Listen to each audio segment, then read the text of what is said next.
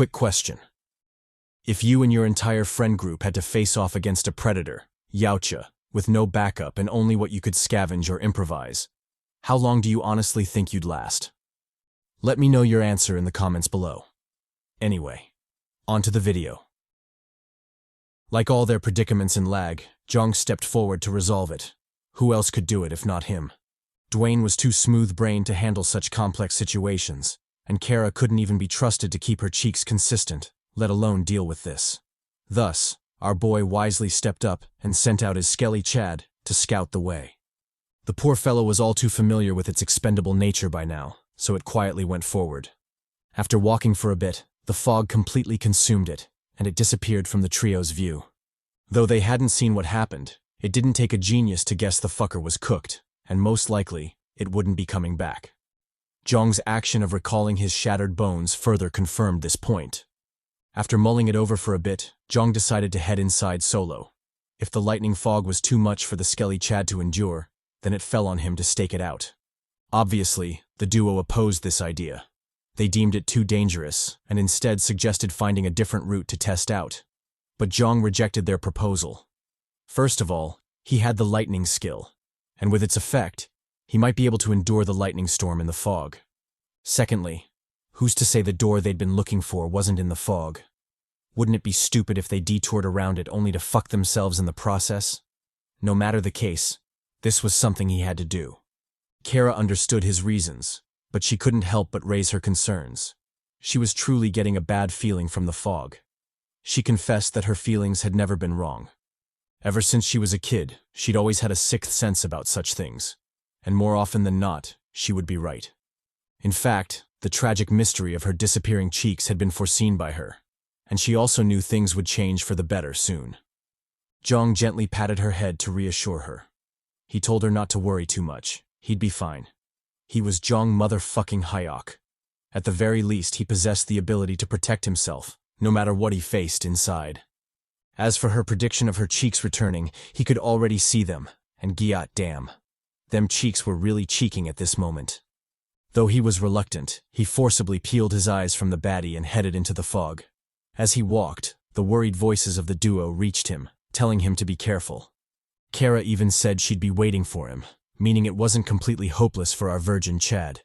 If things aligned for him, then he might just get some cheeks in the future. Fingers crossed. Speaking of the baddie, she worriedly asked Dwayne if Jeong would be alright. Dwayne reassured her. If it was Jeong, then he was sure he'd be okay. The dude was just built different, and he doubted anything would stop him. As the two conversed, the scene switched to Jeong, the subject of Dwayne's glaze. Just like he'd expected, Jeong hadn't faced any difficulties yet, and the task was more like a leisurely walk to him at this point. However, whether or not that would continue to be the case was unclear. Jeong had the electric man and pain relief passive skills, so he was confident he could endure the lightning storm somehow. But for how long, even he didn't know. Well, he was going to give it his all anyway, so there wasn't much point in overthinking it. He immediately braced for impact, letting the lightning storm consume him soon after. When the storm struck, all of Jeong's past bravado completely disappeared. He wailed like a little bitch, forced onto his knees almost immediately. Whatever pain he thought he'd feel, this was way worse. In fact, it was so bad Jeong started to doubt L.A.G. Was this because he had a baddie and some glossy cheeks waiting for him? Because who else but the hating author would punish him to this degree? Well, even if it was him, this alone couldn't shake his resolve. He immediately exerted himself, slowly rising to his feet. Because of his passive skills, his body was slowly but surely adapting to the storm, and it wouldn't be long until he conquered it. And so, with that in mind, Jeong slowly walked forward, delving deeper and deeper into the fog. After seemingly an eternity of pain, he finally walked out of the fog, finding himself on the opposite side of the hall. The first thing he did was assess his situation, and to his shock, he realized that he'd powered up. Because of his electric man skill, the storm was like a supercharger to him. It further buffed his abilities, giving him unprecedented power. The only shame was that the buff was temporary, and he could only use it once before it completely disappeared. Even so, this was still a significant advantage, and Jeong couldn't help but feel more reassured about his incoming scout. After walking for a bit, A noteworthy change finally appeared before Jeong. It was another door, similar to the one that brought them to that section of the labyrinth. He wasted no time, instantly entering through the door. What met him was another dark hallway, this one way darker than the last. In the depths of the shadows, several obscured figures reigned, quietly whispering amongst themselves. Jeong immediately went on high alert. He activated his owl eyes, finally getting a clear view of the room. All around him were those weird naked freaks, the same nudist bastards as Derek, chest to nuts. As he noticed them, the nudist colony also noticed Jeong, and their whispers instantly shifted to discussing him. They brought up the fact that Jeong had managed to arrive there while still intact. Evidently, he had a lightning skill to deal with the fog lightning storm. But so what? He was still going to die there, and there wasn't much he could do about it. The leader of the nudists initiated contact. She asked Jeong why he was staying quiet even after seeing them, but Jeong ignored her. He instead focused on what the nudists had been whispering about. From their short discussion, he deduced that the reason the bastards were charred black was because of the lightning storm. As for what the exact details were, he still had no idea. He then asked his own question, inquiring whether he'd find the Minotaurus if he proceeded forward. The black-faced motherfuckers collectively laughed at his question, finding it hilarious. Their leader, Glenn Ryder, responded to Jeong's question. She told him that the boss's room was indeed ahead, but whether or not he'd find the boss inside the room was unknown. Jeong nodded to her reply before asking another question. Were they still human? Glenn responded rather smugly. Of course they were human. It's just that they were an evolved species of humans. They were faster, stronger, felt no pain, and most importantly, if you could overlook the black face, then they were naked walking fan service for all to enjoy. The only limitation, which wasn't actually a disadvantage in their books, was that they had an insatiable desire to consume flesh, specifically human flesh. So, him walking in there was like a lucky turn for them, almost like he'd personally delivered himself to be devoured. Jeong snickered at her comment before replying. First of all, if there was anyone who was lucky, then it had to be him and the homies watching this video. Because how often would they get a chance to see some anime boobies and nippies? And secondly, it seemed she didn't know who he was. He was the big dog, MILF hunting, Jeong motherfucking Hyeok. The only thing he came to deliver was their deaths. Glenn said bet to his bold words before commanding the nudist colony to attack. And as expected from these barbaric fuckers, they were all cheeks out as they charged at our boy. Jeong responded in kind. He immediately activated his limitation form, urging the bastards to come at him. Since they were fiends who confessed to loving human meat, especially his meat, he didn't need to hold back against them. He would clap them all, specifically this bastard who decided to flash a lot more than just cheeks. Pause. As the cheeky fuckers charged at him, Jeong entered his karate, whoop-ass fighting stance. He channeled his left-right goodnight, lightning punch, driving his fist into the nudist's face.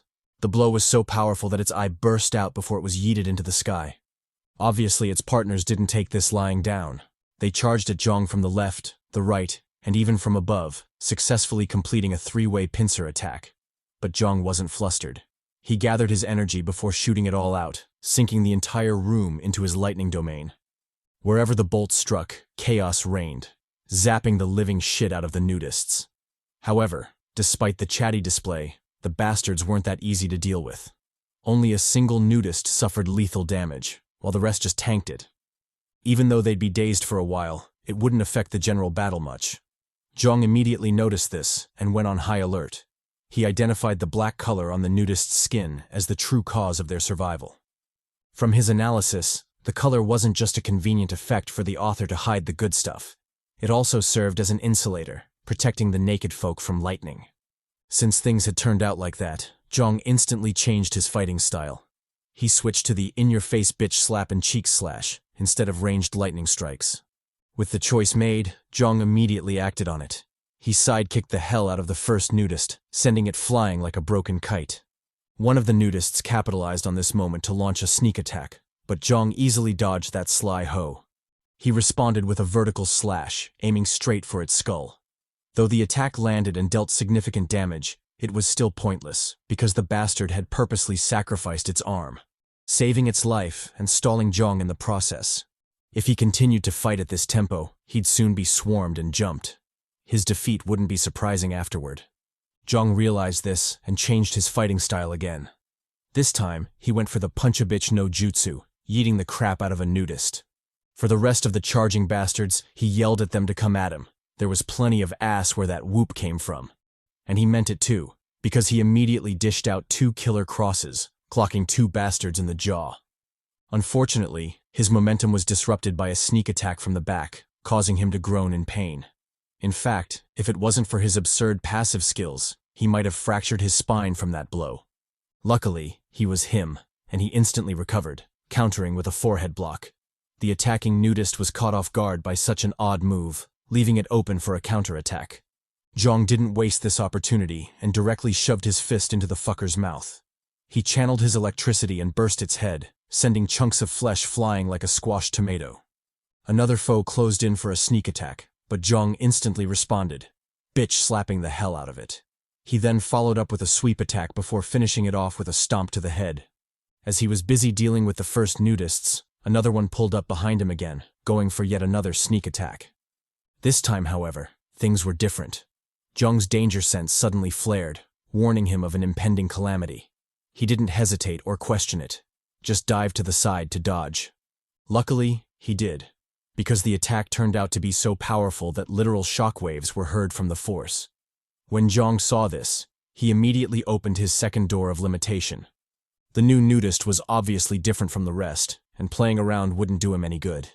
He first stepped on its foot before cocking his hand back for a killer uppercut. Because its leg was trapped, the fiend didn't fly away, but instead remained firmly within Jeong's grasp.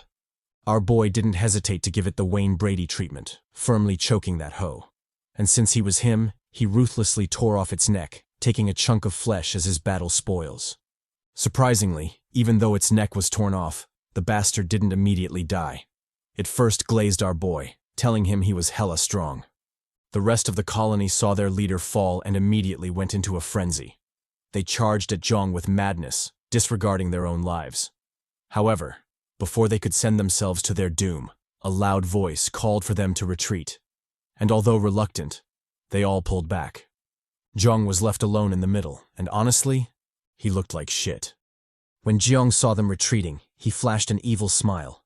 His face was particularly demonic, with the blood trickling down like tears. The nudists witnessed this and became enraged. Did this Jeong bastard really think they were afraid of him? They collectively charged forward, disregarding their orders to retreat. Jeong smiled even broader at this. This was exactly what he wanted.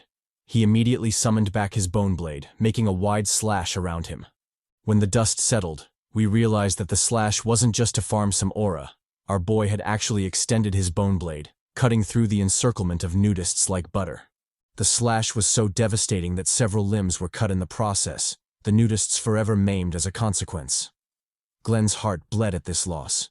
She bellowed at the colony to retreat, this time her voice leaving no room for defiance.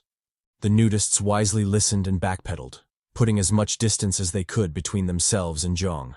When she saw her colony was safe, Glen heaved a sigh of relief before addressing Jeong once again. She asked him to join them. He was to abandon his humanity and become a nudist like them. She promised the change would be extremely beneficial to him, an improvement in strength being just the basics. But Jeong instantly shot her down. He had no desire to crawl on walls and eat humans, let alone be butt-naked and flash his cheeks across the manhwa panels. If he did that, then the Chad Not would have a hard time saying pause after every scene, which, in truth, would be quite a chore. However, if he were being honest, the boost in their physical characteristics was indeed quite tempting. If he took her up on that offer, who knows how many inches he'd gain as a result. Pause.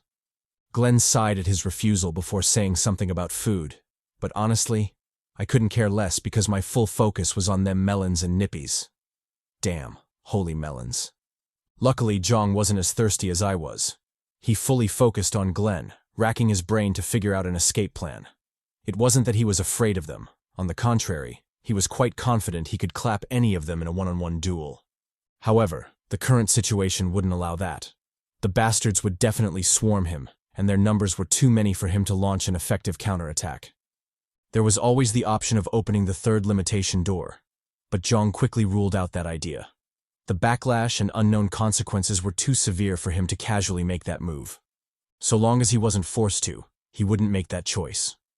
Jeong then thought about his other options, one of them being retreating to the lightning storm to recharge. However, this idea was also eliminated. If he did that, then there was a huge possibility he'd draw the enemy with him and implicate Dwayne and Kara in the process. Dwayne was okay. He could go die as far as he was concerned. But Kara couldn't die.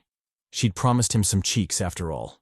If great wars could be fought because of cheeks, why couldn't he sacrifice his life for the same? That was just pure logic. Well, more like CHADY logic. With so many ideas ruled out, Jeong was left in an awkward situation. He didn't know what to do, and Glenn was also adding pressure to the situation by commanding her soldiers to attack. If it wasn't for her glorious peaks and nippies, then Jeong would be hella upset with her. Too bad she held the visual advantage in this case. Just when his situation was at rock bottom and his demise was proving inevitable, an idea suddenly struck Jeong. He ignored the charging nudists and locked all the fuck in. When the first nudist lunged at him, his aura suddenly turned dark. So dark that the limitation demonic aura was nothing in comparison. Official debut, the madness skill had finally been unleashed. While under the effects of madness, the whole world seemed to have slowed down before Jeong. The nudists were moving so slow it was almost like they were toying with him. But Jeong knew this wasn't a game. He also knew the nudists weren't slow at all. It was his speed that was ridiculously fast. In fact, he was so fast that bitch slapping and Brady choking the nudists wouldn't be a challenge to him. With this realization, Jeong immediately started his counterattack. He first grabbed the leading nudist, breaking its arm in the process. He then grabbed its face, flashed a sadistic smile, before ripping that fucker clean off. Just when I thought he couldn't get more savage, Jeong actually threw the face, yeeting another nudist in the face with it. He followed up with a lunge before karate chopping the shit out of the second nudist. Under the might of his blow, the poor fellow lost its eye, the bastard popping right off. A third nudist used that chance to strike back, kicking Jeong straight in the jaw. But Jeong easily tanked that shit, launching his counterattack immediately after. He grabbed the fool's leg before punching straight through its skull. Yes, I shit you not. Our boy straight up punched through a skull. Talk about aura. The rest of the nudists saw this and doubled their assault. It was obvious how livid they were. But again, Jeong wasn't flustered. He simply grabbed his third victim and threw it at them, playing a real-life version of whack-a-bitch, whack-a-mole. Unfortunately, his long session of aura farming finally came to an end with Glenn's ambush. And just like her name, she rode that heel deep into Jeong's spine. Or maybe it was his ass. It was hard to tell from this angle. However, from how his legs were curled up like that, I'm leaning towards the latter. She then comboed the assault, kicking the hell out of our boy. Jeong instantly found himself in quite a pathetic situation. Not only was his ass getting whooped, but he also couldn't get an opening to counterattack, meaning this ass whooping was going to last for a while. But even if that was the case, it wasn't like he was completely helpless. Though Glenn's speed was absurdly high, so high that he couldn't quite keep up, he could still follow her movements with his eyes. If he used that fact and predicted her actions, then it wasn't hard to counter. Just like this. Gotcha, bitch. He grabbed hold of Glenn, scaring the shit out of the latter. With his sadistic smile still radiating, Jeong tightened his grip, breaking Glenn's arm like a twig. The overwhelming pain sent the black baddie into a frenzy. She responded with an upper kick, clocking Jeong straight in the jaw. But our boy didn't relent. He exerted more force, yanking Glenn's arm from her body. Before the baddie could scream, Jeong clasped her mouth, then her face, before lifting her into the air. Through CHADY dominance, he slammed that hoe into the ground, crushing the whole floor in the process. Jeong smiled at this massacre, but deep down, he was hella anxious. This wasn't him.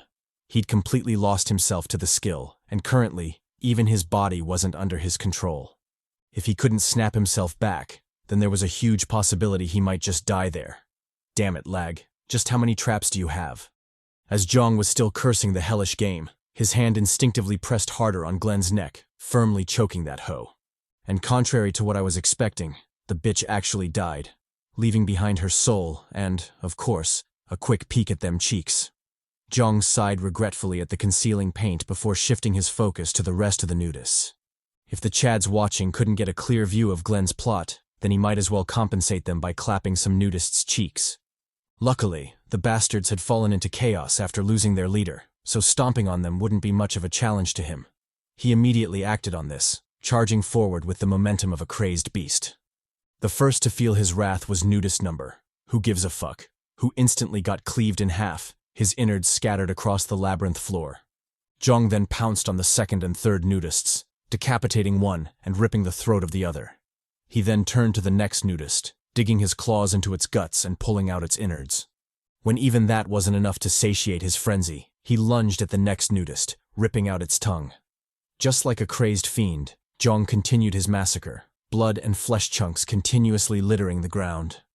When the last of the nudists fell, he raised his head and roared, venting out the darkest of his carnage desires. All around him were the mangled corpses of the nudists, most of them maimed beyond recognition, and the culprit for this massacre just stood there, idly enjoying the bloodshed. You might be fooled into thinking he was contemplating his actions, but in truth, he'd already forgotten about them.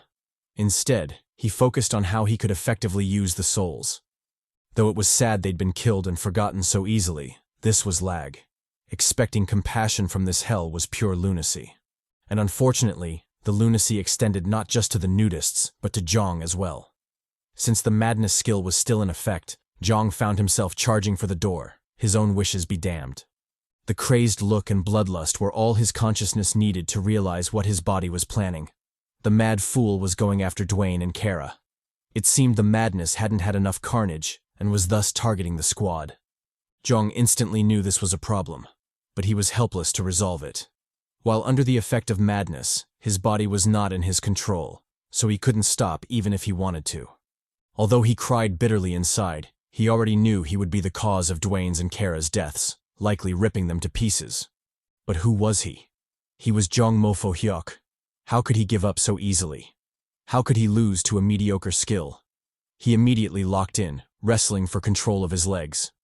With that as a foundation, Jeong controlled his lower body, finally putting an end to his charge. Through gritted teeth, he held on with all his might before eventually ridding himself of the madness effect. After a series of deep breaths, Jeong acknowledged his good luck for once. If he hadn't been nearing the end of the madness skill, he wouldn't have been able to hold on, and who knows what might have happened to Dwayne and Kara. Luckily, the situation was salvaged, and he could still collect the glossy cheeks Kara promised him. As he walked back to the nudist's room, Jeong reflected on the intricacies of the madness skill.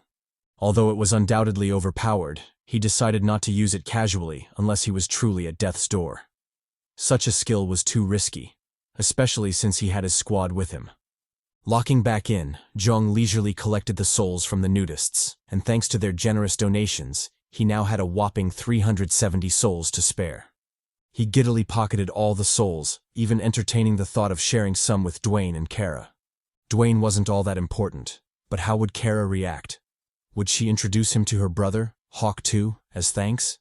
Or maybe her sister, Gawk 3000? Both cases would be fine, and honestly, he'd take anything at this point. Following Jeong's glare, the thirsty narrator refocused on the story. He shifted his attention to the dark hallway, a lone door hidden in its depths. Jeong quickly approached the door before cautiously heading inside. When he did, a system notification popped up announcing that he'd entered the main room of the labyrinth. Jeong ignored the notification as he silently studied the room. To his shock, he discovered the room had an uncanny resemblance to the starting point of L.A.G, the very same room that had started this shit. Even though he was shaken, he quickly calmed down before looking for the familiar lever hidden in the wall. Pressing it opened a secret door, just like in the starting room. With zero hesitation, Jeong walked into the light, slowly entering the crystal room. As he scanned the familiar sight, another notification sounded, informing him that he could morph into a labyrinth resident in that room. As for who the residents were, they were obviously the nudists. The process was simple. All he had to do was place his hand on the terminal, and the system would handle the rest. If he did that, then he'd receive all the perks of the nudists, and then some. Jeong mulled it over as he slowly unraveled the mysteries of the transformation. From his deduction, he realized that all his accumulation, his skills, and souls would be traded in for the passive skill Labyrinth Man. It was this skill that gave the fucker nudists the abilities they had. Were he to accept, he would evolve into a being more suited for darkness, while his grade and characteristics would be determined by his accumulation. At level 3, he wouldn't be able to walk or talk, just like the fallen Derek Chestnut. At level 4, he'd be just like Clint, barely able to talk while significantly stronger than level 3. At level 5, he'd be like Glenn, stronger than level 4 and able to communicate fluently. Of course, he wouldn't have the holy melons and cakes Glenn had, but that's neither here nor there. As for levels above 5, he was sure they existed, but the system didn't share details about them. Thinking back to the nudists, Jeong realized they already knew the exit's location. It was just that they couldn't defeat the Minotaur, so they were forced to stay there. From their actions, he deduced that the bastards were probably biding their time, hunting new arrivals, and leveling up their nudist skill with hopes of defeating the Minotaur in the future. Too bad all their plans and preparations went belly up because of him. But if that was the case, how did the bastards get their resistance to lightning? Was that also a part of their transformation? This question stumped Jeong, and he couldn't figure it out no matter how hard he thought about it. Luckily, he didn't have to sweat too much, as L.A.G easily gave him an answer. The solution was insulator paint. It would protect the user from electricity if sprayed all over the body. Turns out the nudists weren't just doing so to hide the cheeks. The black paint had tactical significance all along. Of course, just because it's tactical doesn't mean we can overlook its heinous crimes. Do you know how many times I zoomed in on them cheeks to no avail? Someone has to answer for that, and I'm blaming this stupid paint. Jeong also got heated after receiving the paint, but his focus was on something else entirely. He realized that Dwayne and Kara would also be able to cross the lightning fog if they used the paint, but that was only secondary. What was truly important was that Kara had to be butt naked to use the paint, not to mention the nosebleed sight of her covered in spray. If things turned out well, both he and the homies watching this might just get the feast of a lifetime. Itadakimasu. With that glorious view in mind, Jeong resolutely headed back. How could he afford to waste time at such an important moment? He quickly left the crystal room, running back to the oblivious Kara. As he ran, he reflected on his journey in L.A.G so far. Initially, his goal was to survive and escape L.A.G, but things were different now. Not only did he want to escape, he also wanted to bring Kara and Dwayne with him. Escaping alone wasn't enough for him anymore. He wanted to save the duo and get the hell out of there together. Sure, it was going to be hard as fuck, but he was Jeong motherfucking Hyeok. He'd make it work somehow. Just as he was in high spirits, L.A.G spawned in to remind him what kind of place this was. It was hell, and such bitchy ideas wouldn't be tolerated. Before him was a ruined and bloody battlefield, an obvious indication that some shit had definitely happened to the duo. Jeong's heart sank at the sight, and he couldn't help but yell out Kara's name. Damn it, L.A.G. If something happens to her before he collects his owed cheeks, I won't forgive you. Jeong ignored the narrator's pointless banter and rushed forward. As far as he was concerned, Not's thirsty behavior came second. What was truly important was finding his crew. He looked around the room, calling out Dwayne and Kara's names, but what answered him were mere echoes. The duo was nowhere to be seen. An overwhelming feeling of anger and panic assaulted Jeong, and he couldn't help but punch the ground to vent his emotions. Damn it. What was this development? He'd just vowed to escape with the duo. Was he going to fail even before he started? What kind of shit luck was this? He didn't know who or what was responsible for this, whether they were a group or a solo unit. But one thing was for certain. He would kill them all. He would make sure they regretted ever laying their dirty hands on his crew, especially his baddie, Kara. Damn it. He hadn't even held her hand yet. Was he really destined to die a tragic virgin in this game? He hoped the fuck not. Calming his wild heart, Jeong quickly used a skill to regain his composure. I would have mentioned the exact name of the skill, but I'm pretty sure it's not self-composure, as mentioned in the translation. In fact, I'm so confident I could bet my left nut and Dwayne's right titty that it's not that. The translators are just doing whatever they want at this point. Anyway, after using the definitely not self-composure skill, Jeong finally regained some clarity. This wasn't the time to lose himself in rage. It would only blind him and cause him to make mistakes. He needed to be calm. Only then would he be able to pick up the duo's trail and save them, if it was possible. With that in mind, Jeong quickly scanned the battlefield, doing his best to scour every inch of it. Thanks to his attention to detail, he quickly found valuable clues to pursue. One of them was smoke from Kara's fire skill. Another was wreckage from Dwayne's roar skill. Both were still fresh, so the duo must have left just recently. From the traces and the other clues, the signs pointed to them retreating into the lightning fog. However, if that was true, then things didn't bode well for them. Ignoring the ever-deepening pit in his gut, Jeong continued his investigation into the lightning fog. After a bit of tracking, he found the duo's traces, but they disappeared just as quickly as they appeared. With the limited info he had, there was no way of telling what had happened, but if the duo had been forced into the lightning without the paint to protect them, then their demise was proving all the more likely. Although it was sad to think about, there was indeed a high probability of that happening, so denying it was just pure ignorance. However, even if he was the most ignorant person alive, he decided to trust in the squad and ignore the clues. So what if the signs were clear? He was willing to bet his squad wouldn't die so easily. Forget Kara, because the mortality rate of baddies in L.A.G was horrendous. His hopes mainly lay in Dwayne. The giant unit was definitely him, so surviving shouldn't be a problem. And if he looked out for a brother and saved his baddie, then that would be even better. With renewed hope and a calmer heart, Jeong immediately returned to the crystal room. Since he was betting on his squad's survival, he had to do his part to survive as well. And the first thing was to clap the Minotaur. After finding and activating the hidden switch in the wall, Jeong watched calmly as the trapdoor activated, opening up a path to the boss room. Although he was itching for a glorious fight, he wasn't stupid. He also knew moving forward without Dwayne and Kara would be hella hard, so caution was necessary. The first thing he needed to do was calm himself and level up. Only then would he have a chance of survival. Thus, he quickly burned through his souls, leveling up a shit ton of skills. You can pause the video to get the exact details because ain't no way I'm reading all that shit. However, as compensation, feel free to imagine me nibbling on your ear. I'm sure that'll make the reading more pleasurable. You're welcome. After bawling the hell out and going on his leveling spree, Jeong successfully upgraded his skills, leaving only 7 souls as backup. With his preparations complete, he resolutely walked into the boss's room, ready to clap some Minotaur cheeks. However, as typical of L.A.G, things wouldn't be so simple. The moment he entered the room, the door immediately closed, blocking any routes for retreat. Not only that, he realized he wasn't the only person in the room.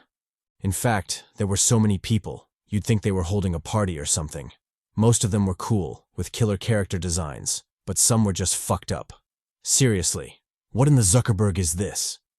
With so many new arrivals and so much info to digest, Jeong almost missed the dead Minotaur on the floor. Turns out the boss was already dead, so his trip was for naught. But if that was the case, how come the system hadn't announced the mission's completion? Was there still something cooking in the background, or was L.A.G up to its shenanigans again? Just as he was pondering this point, a figure broke out of the group and silently approached him. He called out to Jeong, yelling that he reeked of blood. This nosy bastard was Jeremy Stone, who, like his name, had them stony abs. His public attribute was an increase in his sense of smell, and currently, his highest skill level was 22. Jeremy went on to question Jeong, asking why he reeked of blood. In fact, his scent was even worse than his own, and he was already a certified lunatic. But Jeong didn't answer. Instead, he raised his vigilance. Since Jeremy went through the trouble of closing the distance, he must be a close-range specialist. And adding that to his constant bullshit yapping, it was clear the bastard wanted some smoke. But to think he would so casually approach him alone. Just how confident was he in his skills? 2 more members broke out of the group, silently reinforcing Jeremy. One of them told him to cut his shit. This was L.A.G. Everyone reeked of blood in that hell. But Jeremy was adamant. He insisted that Jeong's stench was on another level. In fact, it was almost like he'd soaked in a pool of blood before coming there. Not to mention his highest skill level, 30. That wasn't a number that could be reached by ordinary means. Without a doubt, this Jeong bastard was one hell of a freak. The lizard motherfucker took this chance to approach Jeong. He directly extended an invitation, asking Jeong to join them. The other reinforcement quickly rejected the idea. He explained that the group was already in chaos. Most of them were already trying to kill each other. Adding Jeong would only make things worse. Jeremy countered his argument, insisting that it would be fine. And if he was referring to the time he had almost killed him, then that was already in the past. He should go ahead and forget it. Hadn't he apologized enough already? The headband bastard became enraged by his nonchalant attitude. He called Jeremy a coward, a real scam to call a teammate. Jeremy told him to cut the bullshit. He then said some racist shit, but I'm in no mood to translate his bullshit. The two instantly became heated, charging toward each other soon after. Just as they were about to clash, a third person joined the fray, perfectly blocking the two. He chastised them for being reckless, especially since they had a troublesome guest before them. Jeong also studied this foe, noting that he was hella fast. To be able to move with such speed, the bastard must have an acceleration skill or something. But if that was the case, did the skill affect only his movements? Or could he dish out speedy thrusts like the Flash? Pause. After being stopped, Jeremy instantly became a diss buffet, dishing out disses like crazy. Everyone became victims of his strays, and the whole group descended into madness. The commotion continued until the lizard Zuckerberg called for them to shut it. He warned Jeremy to watch himself. There was a limit to his tolerance and generosity. Jeremy instantly cowered, apologizing soon after. His face might be troubling, but it seemed this lizard fucker was the real deal. The only maiden in the group spoke up at that time. She called the men a bunch of idiots. How could they argue with a possible enemy before them? She was Morgane Doublet, and I'm sure if she removed the mask, my schlong would doubled in an instant. Currently, her highest skill level was 26. Jeong watched the madness before dissing the group. They were really a mess. Well, even if they were a train wreck, it had nothing to do with him because there was no way in hell he'd join them anyway. Jeremy heard Jeong's condescension and immediately got heated. He mad-dogged Jeong, asking what gave him the confidence to speak so brazenly. Jeong told him to cut the chit-chat. If he wanted smoke, then they should get on with it. Jeremy responded with, "Bet." He indeed wanted that smoke. Jeong told him, "Cool." That was exactly what he wanted as well. He'd been feeling rather awful lately, and a target to vent his frustration on was exactly what he needed. Since Jeremy had so generously volunteered to get smoked, he'd graciously accept and tear that ass up. No homo, of course. Jeremy involuntarily took a step back at Jeong's words. He'd known L.A.G was a harsh place, but who would have thought his delicate ass would be at risk as well? If that was the direction of this fight, then he might as well stop. He'd leave that sort of thing to Diddy. Jeong smiled at his tense face. It was exactly as he thought. More often than not, the loudest people were the most cowardly. If Jeremy was really about that smoke, he wouldn't be talking so much. He would have attacked immediately. Talking meant he was a coward, and cowards tended to die quickly in L.A.G. The rest of the party heard his words and didn't dispute them. On one hand, they were really tired of this Jeremy bastard. On the other hand, they were wary of Jeong, and sacrificing Jeremy to probe his abilities was a worthwhile trade in their books. So what if Jeremy died? It had nothing to do with them. In fact, it would be better for them if he did. The only thing they required was for him to draw out Jeong's abilities before he bit the dust. Jeong eyed the group and immediately knew what they were thinking. But so what? Was Jeong Big Papi Hyeok so easy to manipulate? If these fools thought they'd get their way so easily, they were dreaming. He would wreck any schemes they had and kill anyone who dared stand in his way. But first, he should get rid of this Jeremy fucker because he was also getting tired of his nonsense yapping. He easily sidestepped Jeremy's stab, causing the latter's attack to miss pathetically. Jeremy didn't let up. He instead doubled his assault, sending a flurry of stabs at Jeong. Jeong read the attacks and nimbly dodged them all. Such puny attacks weren't a threat to him. He then changed the tempo, clocking Jeremy square in the jaw. The blow left Jeremy dazed, forcing him to activate his trump card. 2 more daggers flew from his pants, joining his offensive. But how could Jeong let him do as he pleased? He rapidly closed in, his fist coated in lightning. With a mighty punch, he tore through Jeremy's jaw, sending the latter flying. Just like that, a cocky bastard fell, his yapping maw mangled beyond repair. Jeong nonchalantly collected his soul before turning to the party. What would they do now? Would they fight, or nah? The group remained silent for a while before this creepy Zuckerberg fucker spoke up. He expressed his nonchalance at Jeremy's death, but that didn't mean they wouldn't do anything about it. Though they hated the fool, he was still part of their group, so revenge was definitely appropriate. However, that was only his opinion. The rest would decide for themselves through a vote. After a bit of back and forth, the group settled for a split decision. Half wanted to attack, while the rest wanted to retreat.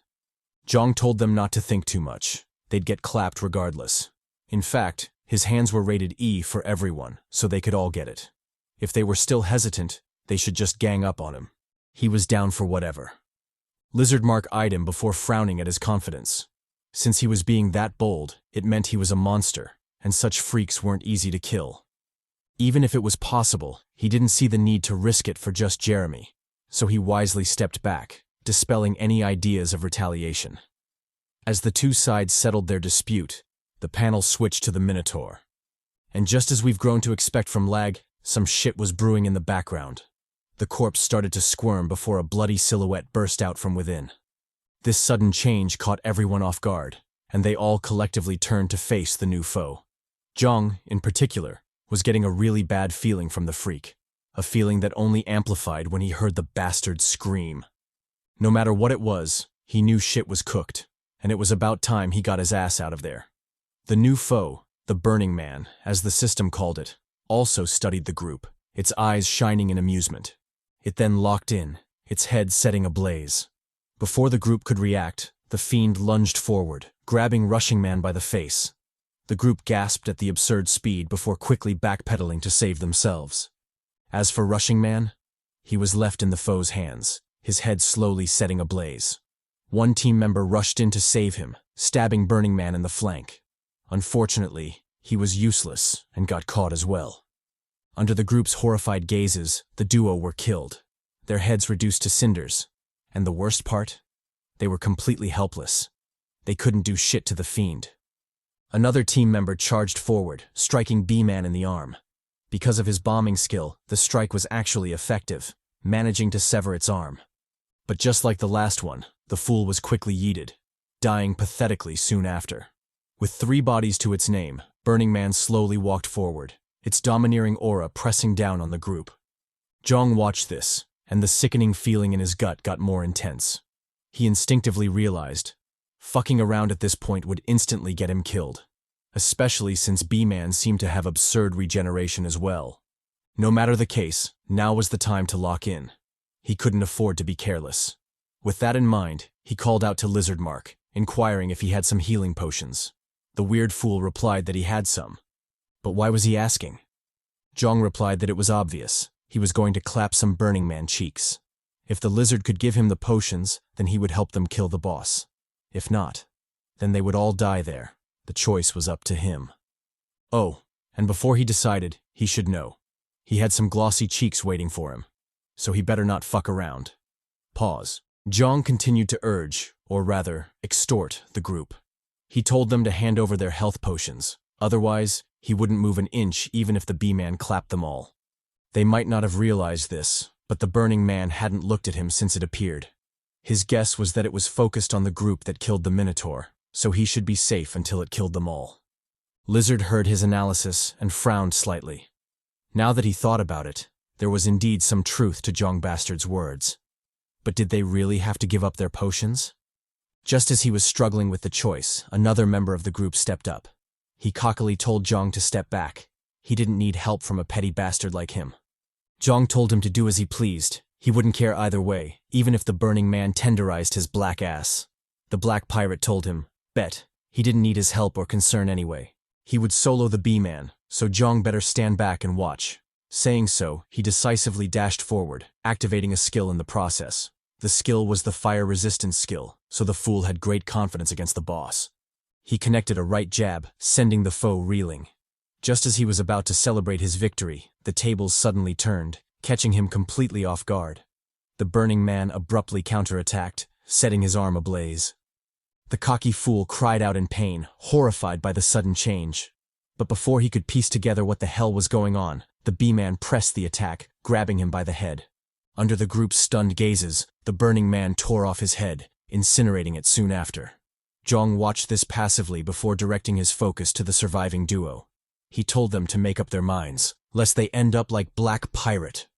If they still insisted on stalling for time, then he'd abandon them, and he wouldn't help even if they begged him.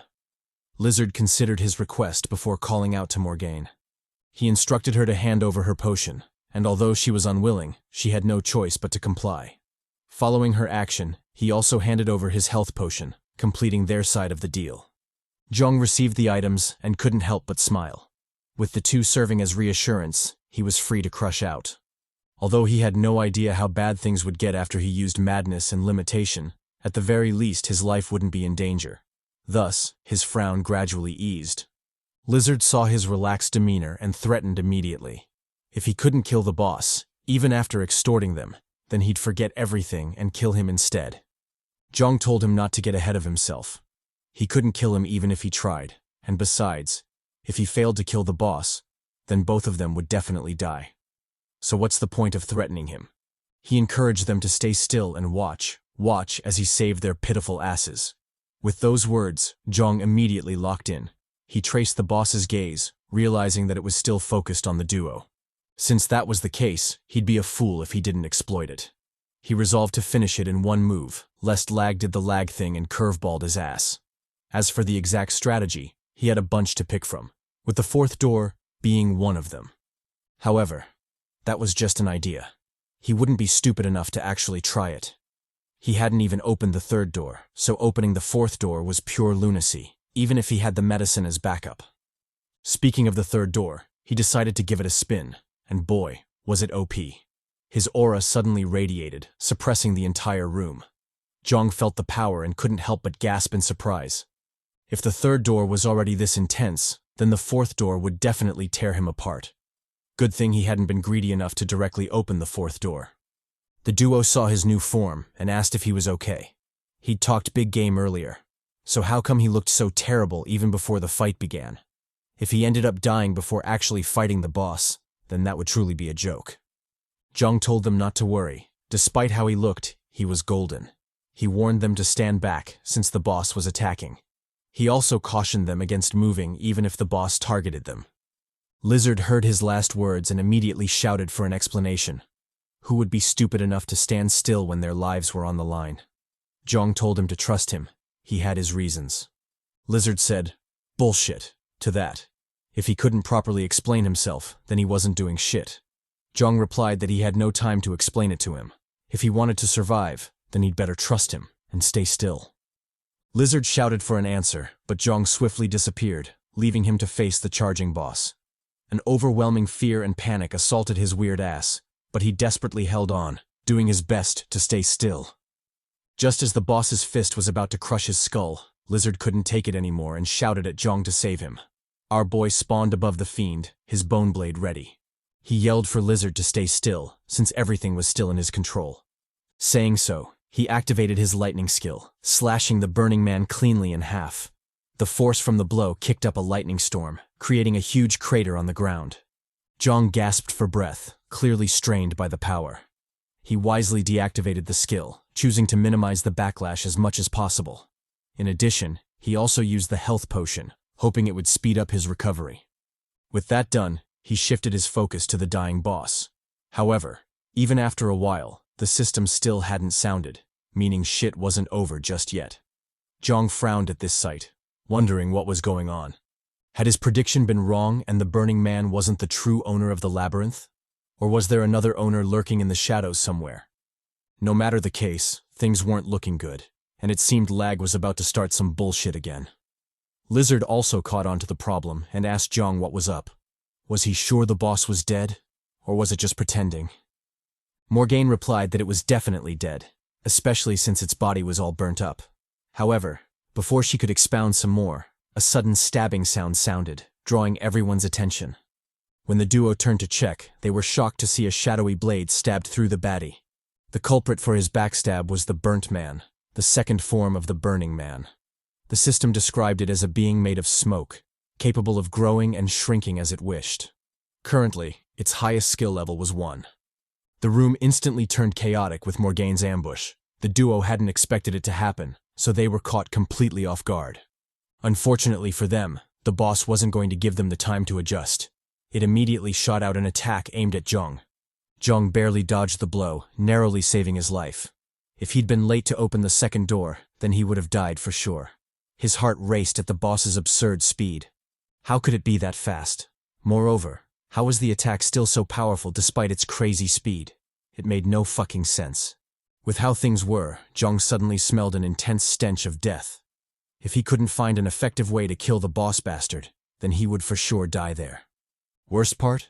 He'd die in the company of the lizard bastard instead of a milfy mommy. What a trash way to go. Over at Lizard Mark, the dude chose the absolute worst time to get caught in his feels. He crouched before the dead Morgane, saying a bunch of sentimental nonsense to her. Well, technically, they weren't nonsense. In fact, they were actually pretty sweet. But come on, dude. Now isn't the time to say goodbye to bitches. Make some damn moves. The burnt man obviously wasn't going to let go of this opportunity. It swang at Lizard, going for a direct KO. Jeong saw this and immediately panicked. He shouted at Lizard to get his shit together. The baddie was already gone. Before he could convince the freak, the strike from B-Man landed, yeeting the absolute shit out of Morgane's corpse. As for Lizard, he'd narrowly escaped the attack, relying on some weird ass-pull move. The boss became more enraged after missing its attack. It decisively went all in, unleashing a flurry of strikes at Lizard. However, the ugly fool was still under the protection of plot armor, so he easily evaded the blows. As he ran, the scaly bastard took the chance to self-glaze a bit, flexing that he wouldn't die so easily. So what if the B-Man spanked his baddie? He'd make sure to get his revenge. In fact, his revenge arc would begin right now. He decisively lunged at the boss, his new skill on full display. Contrary to the lizard or salamander skills you might have expected, the fool actually had a cat skill, specifically, cat dance skill. The skill enabled fast and consecutive attacks and also buffed his physical abilities, so it wasn't that booty of a skill. Actually, it was pretty handy against the boss because it perfectly countered its incorporeal form. Every swing of Lizard's claws did fatal damage to the boss, dispersing its body bit by bit. Jeong saw this and immediately developed a battle strategy against the boss.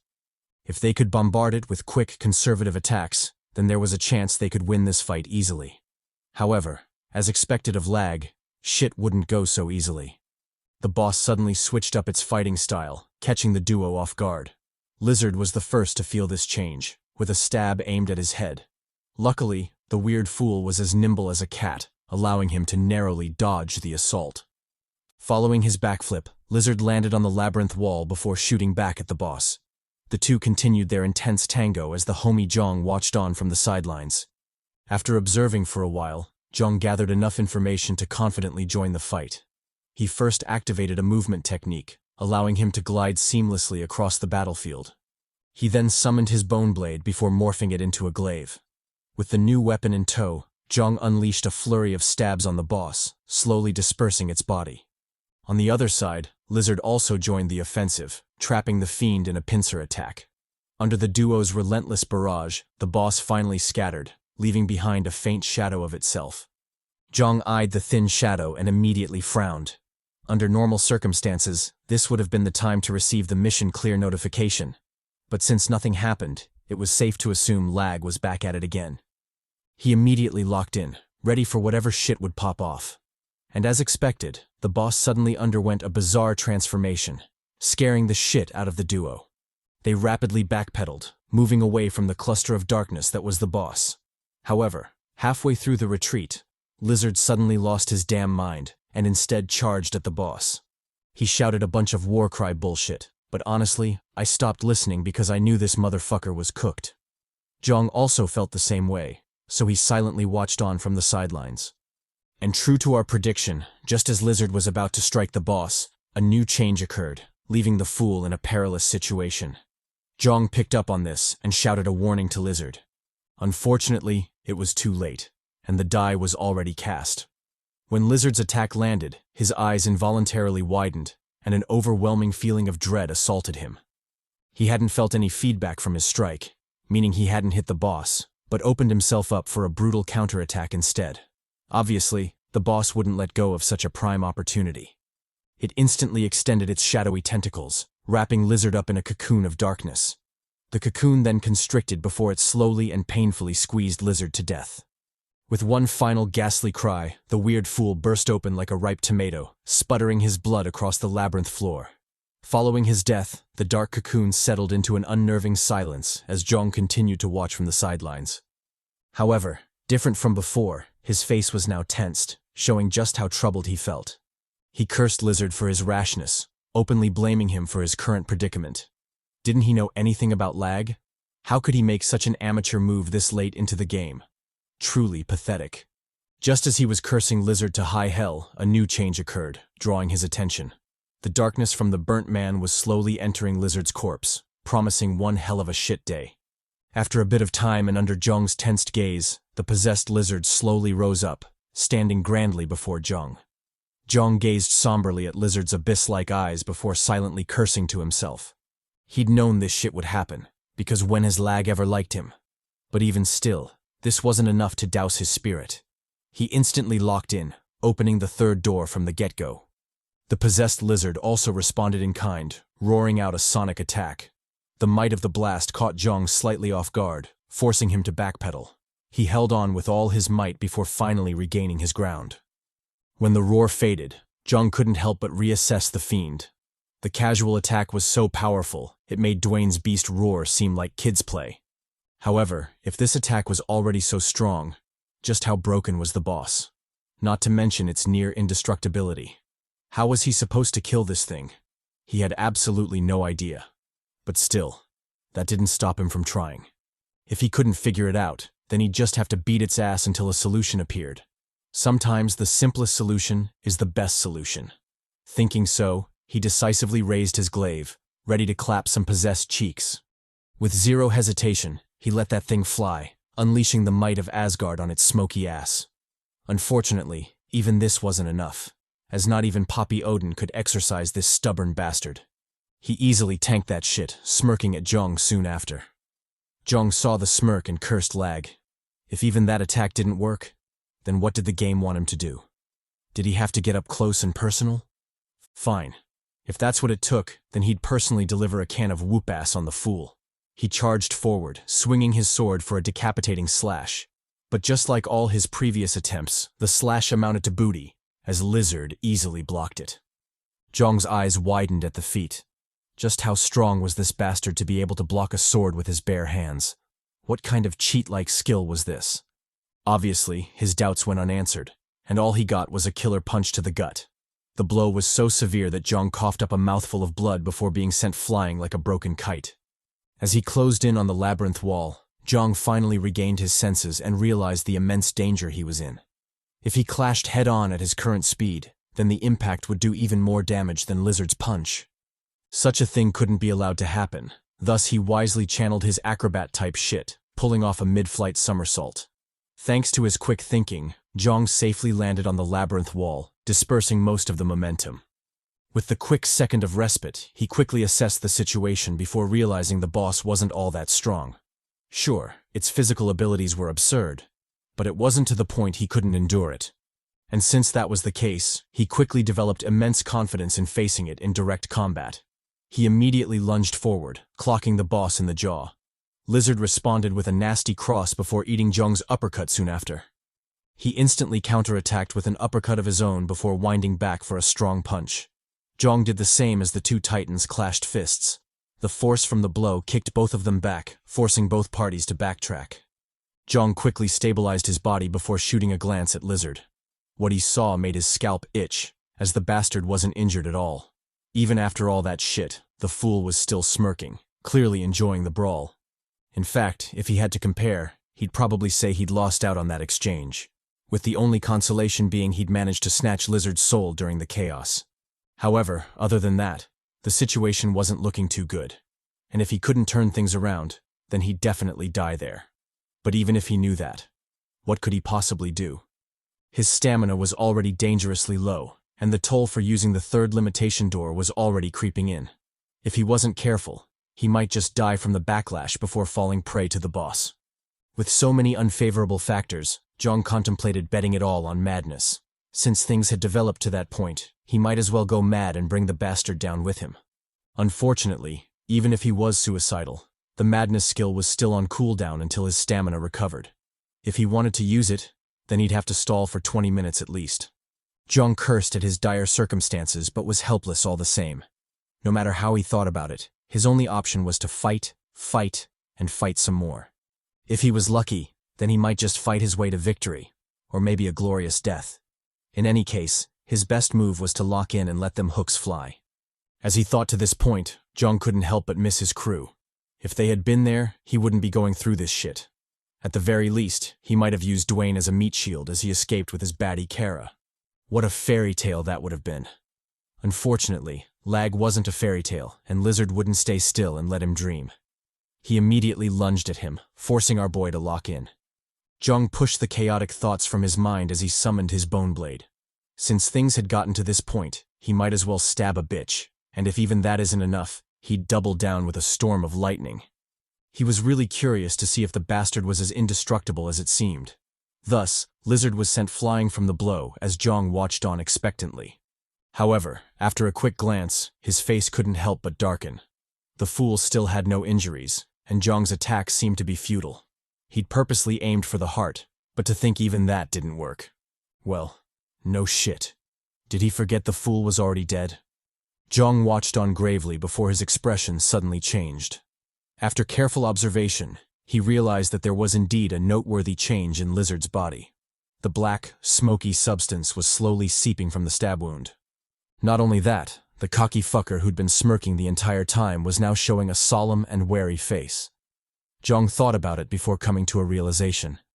It seemed the boss's true motive for possessing Lizard was to get a meat shield to protect its weaker, smoky self.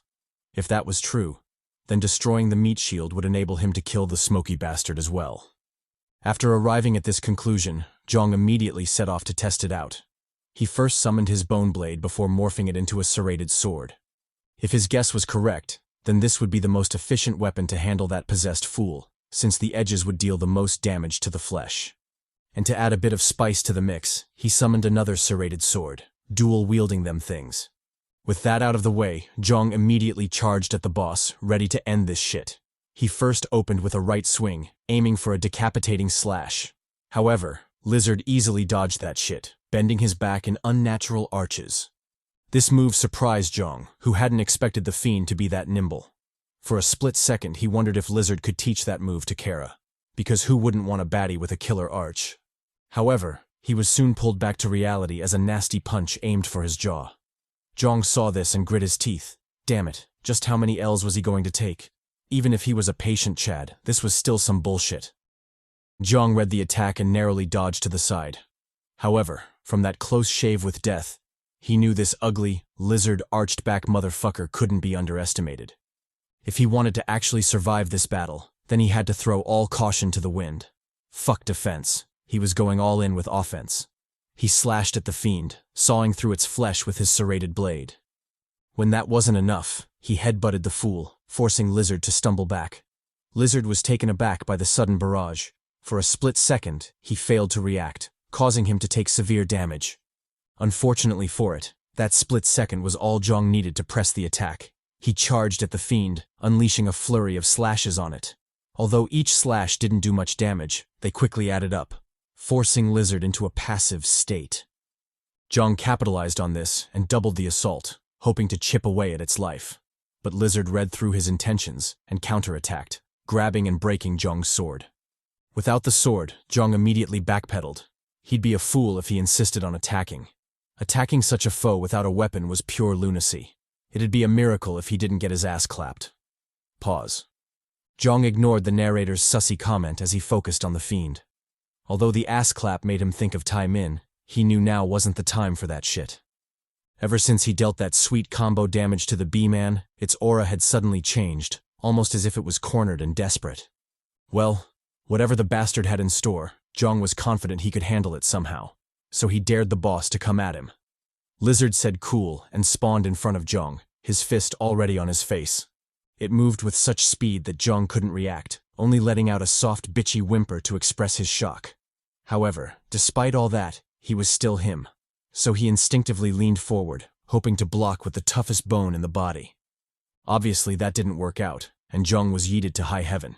In fact, the blow was so bad that Jeong was sent flying like a slapped hoe, crashing pathetically against the labyrinth wall.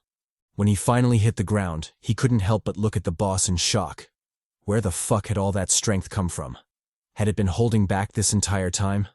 And if so, then this was truly some bullshit. If he compared his current strength to his past lives, then he'd say he had enough strength to rival the past him when he was on the 9th or maybe even 10th basement floor. That is to say, he was overpowered as fuck, but even so, this lizard bastard still sent him flying. How was that possible? Why was a boss this strong camping on the 6th floor? It made no sense. When he thought about it, Jeong inevitably doubted L.A.G. Could it be that the B-man was a trap by the game? Something that wasn't meant to be killed, just like the masked lion? Because if so, then it would make more sense. Unfortunately, he didn't have enough information to deduce the truth, and it wasn't like Lizard would idle around as he figured shit out. No matter the case, he still had to move. Only then would he have a slim chance to escape. He shakily stood up, only to collapse to his knees soon after. Coupled with his blurry vision and stinging head, Jeong realized his injuries were more severe than he'd initially thought. In fact, it was so bad that he couldn't control his body, essentially reduced to a sitting duck for the B-man. Jeong grit his teeth and tried again, but no matter what he did, he still ended up on his knees, completely helpless. It was then that the sultry voice of death whispered into his ear. He was going to die. The next attack would kill him for sure. Jeong felt immense bitterness at the thought. Was this how he'd die? After everything he'd been through? Was he really going to die on his knees like a bitch, stepped on by this lizard bastard? Hell no. He'd be damned if he let that happen. Ever since the beginning, the system had promised a reward if the boss was killed. That meant it was definitely possible to clap this fool. If so, then why was he hesitating? Who better than him, Jeong the Big Poppy Hyeok, the MILF Slayer Hyeok, and the Maiden Conqueror Hyeok, could kill it? He immediately locked in, blocking Lizard's stomp with his arms. Through gritted teeth, he vowed to hold on, determined to fight until his last breath. Lizard stomped even harder at his defiance, resigned to extinguish that spark of rebellion in his eyes. Unbeknownst to them, the clash caused cracks on the floor, and the damage was only spreading as the fight continued. Before they could react, the ground suddenly collapsed, dragging both of them to the pits of hell. Well, maybe not hell, but it was still hella dark, so their fates weren't looking too good. After falling through the darkness for seemingly an eternity, Jeong suddenly crashed into a rocky desert, kicking up a dust storm from his pathetic landing. When the dust finally settled, the ragged silhouette of our boy became visible, and it was clear he'd seen better days. But even still, Jeong was happy he'd survived, and he thanked the sand for cushioning his fall. With that out of the way, he glanced around the room, marveled that such a place existed on the 6th basement floor. Unfortunately, his joy didn't last long as he soon caught a glimpse of Lizard. Of course the bastard had survived. This wouldn't be Lag if he didn't. Jeong grit his teeth as he cursed the resilient fucker. Why couldn't it fall on a rock or something? Why couldn't his luck be good for once? Well, to hell with it. If the fiend wanted smoke, then he'd give him smoke. Coincidentally, his butt had been itching lately, and he felt it was about time he pulled an ability out of his ass. He swiftly called upon his lightning, morphing it into a ball of carnage. With that as the base, he channeled more and more power to it, causing the lightning ball to balloon up in an instant. When the ball reached its limit, Jeong condensed it, forcing it to shrink to a regular-sized Chidori. Of course, this wasn't the real Chidori, but a Temu knockoff by the maidenless author. Jeong stared at the lightning ball as he reaffirmed his resolve. Although this was an impromptu ass pull, he still knew he couldn't be careless handling such a concentrated ball of energy. One wrong move, and it'd be off to Lag heaven for him. However, what choice did he have? If he didn't risk it, he would die for sure. Thus, he resolutely pushed the ball into his chest, allowing the lightning to run rampant in his body. Bolts of lightning streaked from his chest, bathing the surroundings in a storm of lightning. When the storm finally stopped, Jeong's silhouette became visible, and so did his new transformation. Official debut. Lightning Man just joined the fray. If you're curious about where the ability came from, just forget about it. The author explained with some bullshit, but I know ass-pull plot armor when I see it. Just forget it. It'll be simpler for everyone if you do. Over at Jeong, he mad-dogged Lizard, his battle lust brimming. With so much power coursing through him, he couldn't wait to clap some reptilian cheeks. He stared down the fiend, resolved not to die just yet. No matter the cost, he'd survive this hell, and hopefully, make it out with his crew. With his mind made up, Jeong locked all the fuck in. He channeled the lightning through his body, preparing for a devastating counterattack. The lightning flowed from his happy feet to his head through his chatty body. Buffed by the ass-pull technique, Maiden Hunter Jeong bravely faced off against Lizard, his intent to battle obvious. Lizard rose to the challenge, glaring back at Jeong. It then locked in before shooting straight at Jeong. Jeong was slightly startled by the attack, but he didn't lose his cool. He simply gathered his energy before zeroing in on Lizard. Thanks to his supercharged body, he could now follow the fiend's movements. All those absurdly fast attacks were mere trash in his eyes. Thus he easily swatted Lizard to the side, bitch-slapping the shit out of the fool. Lizard was shocked by the sudden change, clearly confused by Jeong Bastard's power-up. However, despite the shock, it was still a boss. How could it falter because of a simple yeeting? It swiftly locked back in, prepared another attack, and lunged back at Jeong. Jeong read the attack and prepared a counter of his own. He crouched down before shooting at Lizard with a nasty Superman punch. Both titans clashed midway, causing a deafening explosion to sound. The force from the impact was so powerful that the surrounding space was sent into disarray, dust and wind clouds billowing about. Obviously, Lizard fell short in the exchange, causing it to fall back. In that short exchange, its arm was essentially crippled, leaving it in a perilous situation. Jeong noticed this and immediately prepared a counterattack. He wouldn't be the top dog if he didn't capitalize on such opportunities. Thus, he decisively shot at Lizard, ready to kick the fucker while he was down. Well, more like punch a fucker, based on the knuckled sandwich he just shoved into its face. Lizard quickly found itself in a perilous situation, cornered on all sides by the slayer Jeong. It shot through the air, obviously still reeling from the blow. Meanwhile, Jeong pressed the attack, gliding through the air like a Greek god. Without mercy, he delivered another savage punch, yeeting Lizard away like a broken kite. Capitalizing on this opening, Jeong shot forward again, recreating the iconic punch scene from Man of Steel. Just like the Chad Cal waifu stealer L, he clocked the shit out of Lizard, sending it flying like a rag doll. After the first punch came the second, then the third, and soon Lizard became a training dummy, punched to high hell for Jeong's satisfaction. When he finally saw an opening in Lizard's guard, Jeong rushed for it, delivering a nasty slam on the pitiful fool. Due to the absurd force, Lizard shot down like a comet, crashing pitifully on the desert floor. However, our boy wasn't done. He prepared another attack, this time going for a Thor-type shit, lightning punch. Buffed by the king of Asgard, Jeong crashed into Lizard, his fist digging deep into its gut. After the first punch came a second attack, a storm of lightning rampaging through Lizard's body. Jeong finally had enough and backpedaled. However, he soon jumped back in and resumed his offensive. Like a crazed beast, he let them fists fly, making sure the fiend was dead for good. After a session of pure carnage, he reluctantly fell back, leaving the mangled corpse for the desert to devour. Jeong eyed his handiwork in satisfaction, but deep down, he still felt like shit.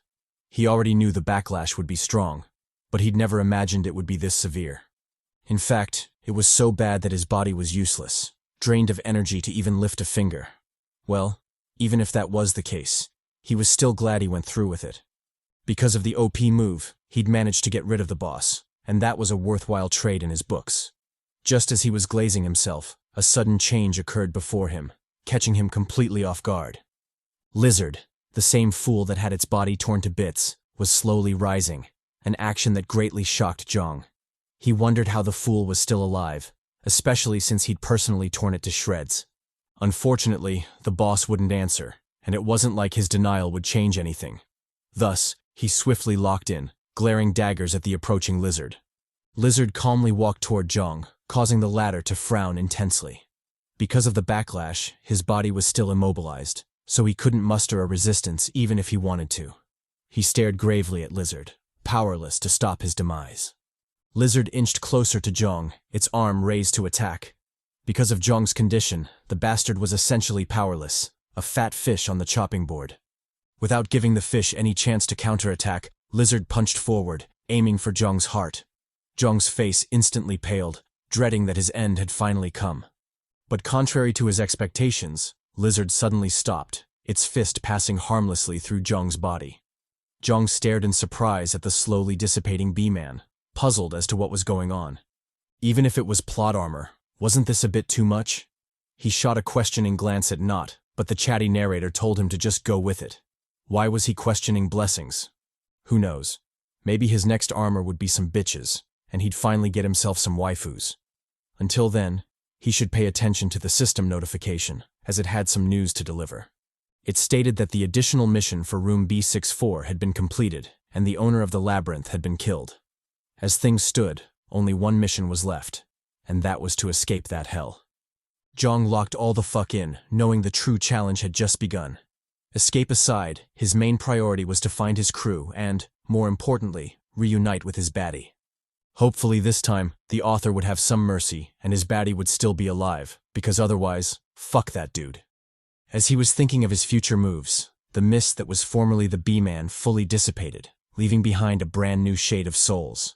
I'm colorblind as fuck, so I won't even attempt identifying the color. However, the important thing to note is that B-Man was hella strong, so the soul it left behind must be juicy as well. Jeong smiled at the loot, but the surprises didn't end there. Just as it had promised, a gift was granted by the system for the courageous players who killed the owner of the labyrinth. For our boy, the gift manifested as a swirling black vortex which promptly shot at him. Just as Jeong was beginning to freak out and fear for his body being probed by some black misty tentacles, the mist suddenly changed direction and settled on his right arm. Jeong sighed in relief before shifting his focus to his right arm. On it was the system's gift, which it described as the gray body skill. The skill basically allowed for partial transformation, and the effect extended to skills as well. Although Jeong felt uneasy about it, he still accepted the skill, because what else could he do? On top of that, it was his experience that skills and effects were generally harmless to the users, so that at least gave him some confidence.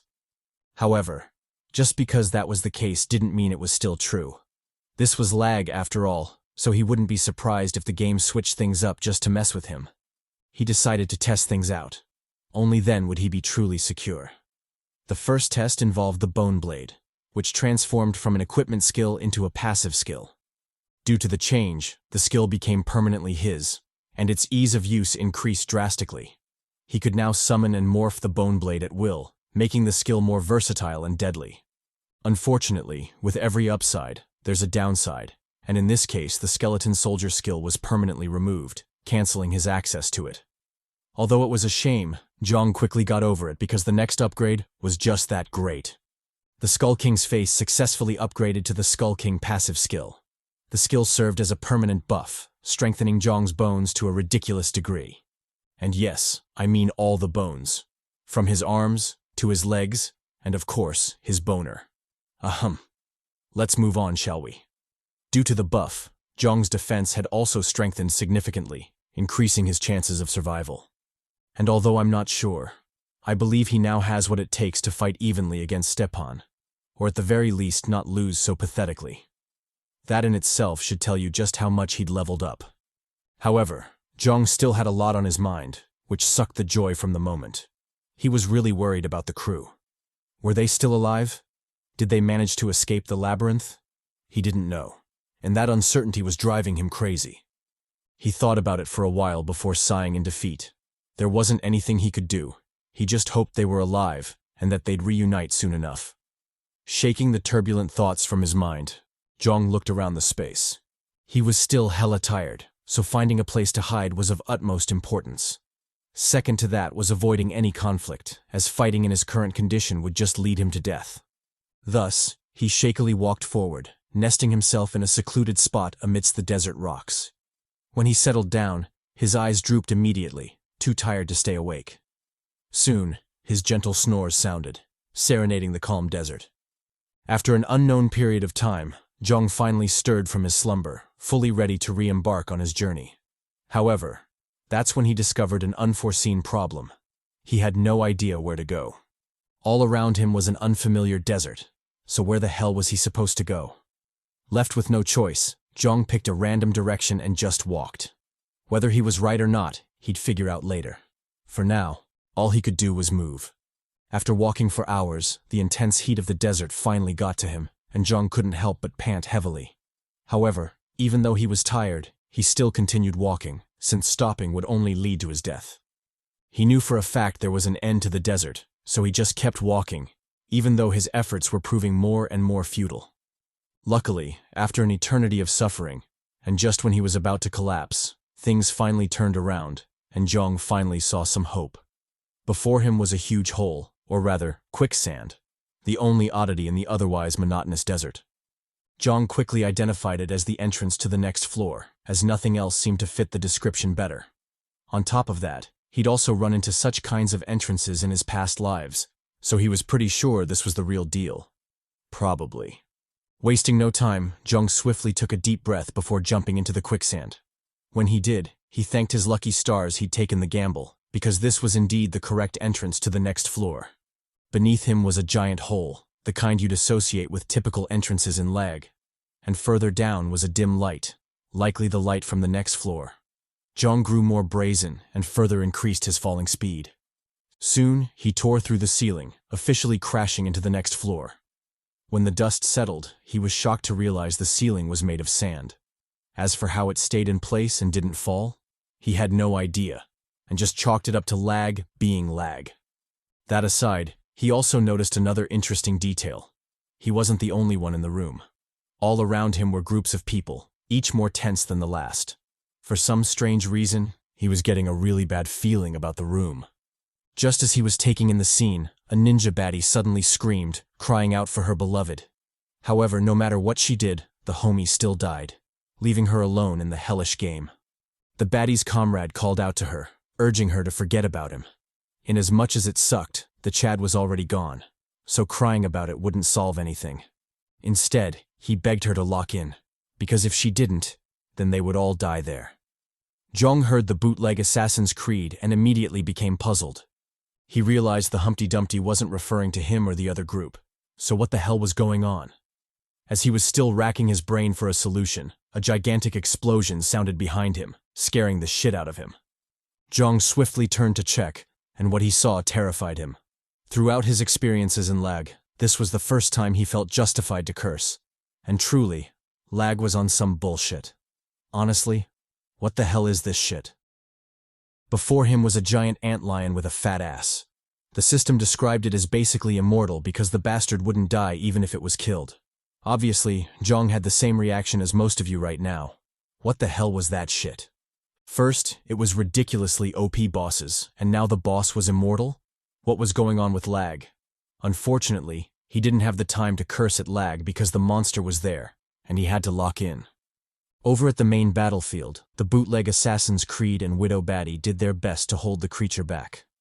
Although their attacks were pure garbage, they still did a good enough job to buy time for the bronze and possibly bootleg Garcia mommy.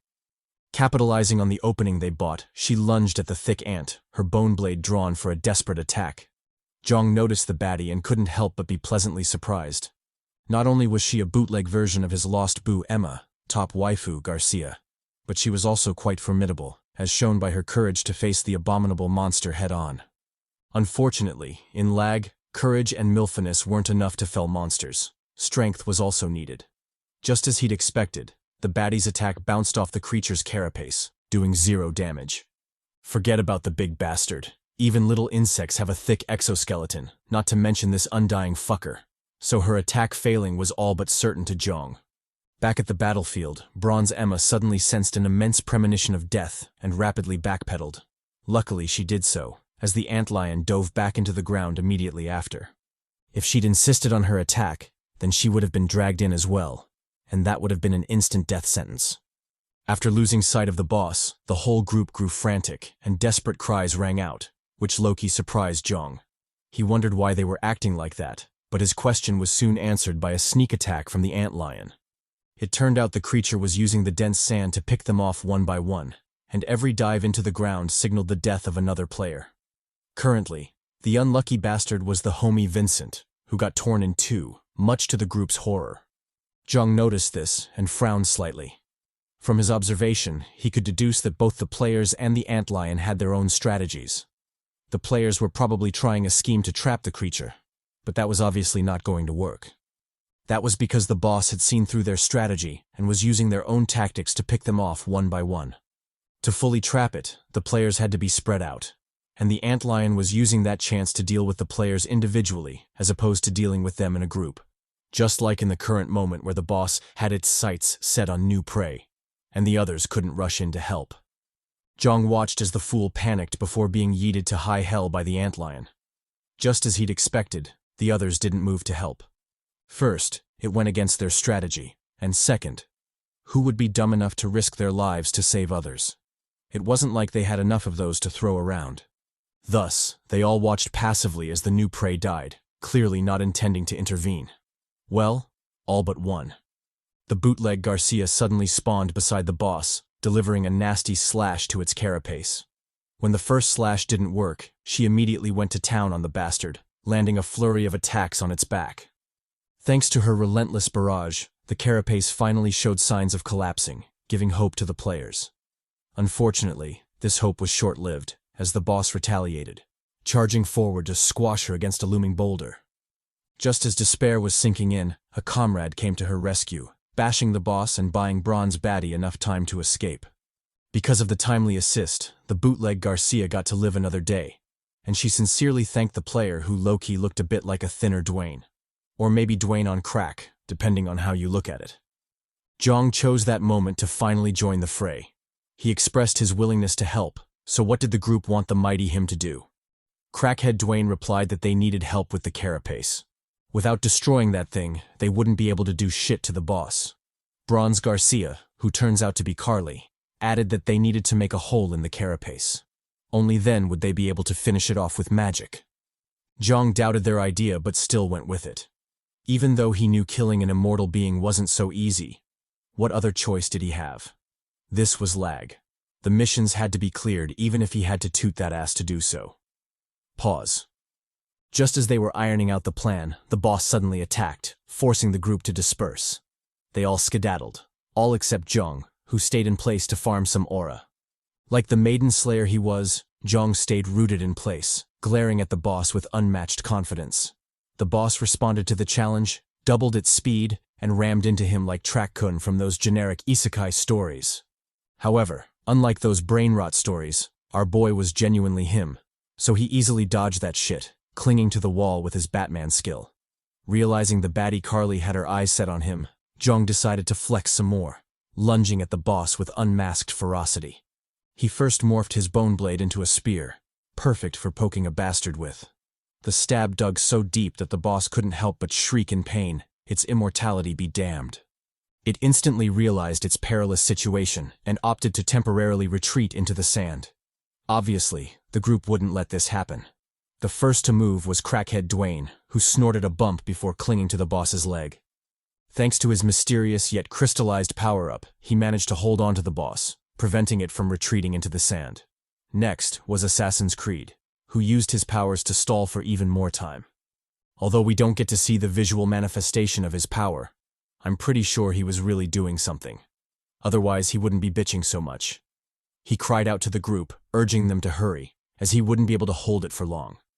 First of all, that's what he said. Second of all, if you really think about it, 10 seconds is like a minute in dog time. So don't let her tell you shit, kings. Keep doing your thing. Jeong heard the narrator's nonsense ramblings and told not to focus. Now wasn't the time to get lost in his down-bad thoughts. Not understood, but honestly, the translators left him no other choice. What did they mean by the gap is too narrow and he needs to widen it? Wasn't this just asking to be teased? Especially with how pervy he was? In any case, he decided to lock in as well since Jeong still needed his narration for the upcoming battle. Speaking of Jeong, he decided to morph his bone blade once again. Since the spear wasn't thick enough to widen the gap, he opted for a broadsword, one wide enough to get the job done. However, as typical of L.A.G, things wouldn't go so smoothly. Just as he was preparing to land the final blow, the boss suddenly launched a counterattack, catching him completely off guard. In that short prelude to death, Jeong was forced to make a quick decision: continue and risk death, or fall back and lose the golden opportunity. The choice was up to him. Jeong thought about it for only a second before saying, "Fuck that." There was no way in hell he'd risk his life so casually. He shouted at the group to help, otherwise he'd drop that shit and bounce. Tanned Garcia responded to his request, charging forward to reinforce him. On the opposite side, the grieving baddie, who I'll call White Widow from now on, also did the same, her face tinged with determination. Apart from them, there was also the bootleg Assassin's Creed, who for some reason became emo all of a sudden. I wonder where he got the black eyeliner and lipstick. In any case, the three did their best to reinforce Jeong. And yes, I said three, because Crackhead Dwayne stupidly got himself killed, stabbed through by the antlion's leg. Because of his foolish death, the antlion got enough leeway to retaliate, and it didn't hesitate to unleash its fury on Assassin's Creed. It yeeted him to the side like a rag doll, causing the poor emo to crash pathetically against the cave wall. Jeong saw this and immediately tensed up. With 2 players out of commission, things had suddenly become more difficult. As if proving him right, the antlion launched another sneak attack, this time attacking from a seemingly impossible angle. Jeong felt the threat and instantly dodged, narrowly escaping a quick kiss with death. If he'd hesitated for even a second, then he would have been another meat skewer on the battlefield, dying as pathetically as crackhead Dwayne. As he was thanking his lucky stars, Jeong noticed something that made his frown deepen. The wound on the boss's back was closing. In fact, the healing speed was so fast that Jeong couldn't believe just how much of a cheat it was. Was this what the system meant by it being immortal? Because if so, then he kinda got it now. However, just because he understood it didn't mean he'd let it happen. He'd be damned if he let lag have its way. Thus, he rapidly shot toward the boss, opening the first limitation door in the process. When he deemed that insufficient to deal with the boss, he added on the lightning effect, zapping the shit out of the boss. Bronze Baddie took that chance to attack as well, closing in on the boss with her bone blade. Thanks to Jeong's efforts, the boss's wound wasn't completely healed yet, so the baddie simply jammed her blade into it. After managing to keep the wound open, Carly turned to White Widow, urging her to make her move. White Widow didn't disappoint. Although she was still grieving her beloved, she knew a new hunk was already in sight, so it was time she forgot that loser. If she wanted to impress the MILF hunter Jeong, then she had to give it her all. She channeled her fire skill, shooting it at the boss soon after. As the flame flew, it morphed into a serpentine form, which quickly slithered into the boss's guts. Jeong and Carly immediately backpedaled, having no desire to get caught up in the ensuing explosions. As expected, the carnage was grand, making their choice to retreat the correct one. Devastating explosions rang out across the boss's body, reducing it to a fiery mess. Of course, the fiend didn't take this lying down. It immediately retaliated, swatting Carly away like a bug. The tanned baddie was caught completely off guard, causing her to black out immediately. With her neutralized, the battlefield instantly became more dangerous, adding more pressure to Jeong and White Widow. Speaking of Jeong, he finally made his move, closing the gap between himself and the fiend. His plan was simple. Kill the boss before Lag did the Lag thing and crashed out again. Coincidentally, the boss had its sights set on Carly and White Widow, which made his ambush all the better. On one hand, he could kill the biggest threat in the room, effectively saving his own life. And on the other hand, he could save 2 damsels in distress. Who knows how they'd reward him? Probably with some cheeks. In any case, the game plan was set. He had to clap some ant cakes. Jeong rushed forward before lunging at the bone blade on the boss's carapace. With that in his grasp, he instantly opened the 3rd limitation door, buffing his body for the havoc to come. Wasting no time, he channeled his lightning storm, bathing the fiend in its zapping brilliance. Due to the devastating attack, the boss's body fell apart like dominoes, crumbling to pieces under its relentless barrage. Soon, the fiend met its end, with its head popping off like a ripe tomato. Jeong saw this and wisely deactivated his limitation form. As much as he wanted to continue zapping this bastard, he knew such acts were pointless, and it would only put him in danger. Instead, he shifted his attention to the baddies, curious to know how they were doing. White Widow replied that they were good, thanks to him. However, since they were already talking, she might as well apologize in advance. Jeong eyed her curiously before asking what she was talking about. Why was she apologizing to him? Before he could get an answer, the sand suddenly attacked, wrapping around him like a cocoon. In that split second, an idea popped into his mind, and he immediately knew what was going on. This was a double cross. He'd been betrayed by these treacherous bitches. Damn. Jeong glanced behind him, and just as he'd expected, Assassin Creed was in on the backstab as well. Despite the seemingly dangerous situation he was in, he still remained relatively calm, as if this wasn't that big of a deal. With his calm demeanor still evident, he turned to face the baddies, inquiring if they were sure about this. Did they really want this smoke? White Widow replied that they didn't, but they had no other option. Tanned Garcia added that this was their strategy. For weaklings like them to survive in Lag, they had no choice but to hunt the strong. It was the only way to survive. He seemed strong, so he must know what kind of hell Lag is.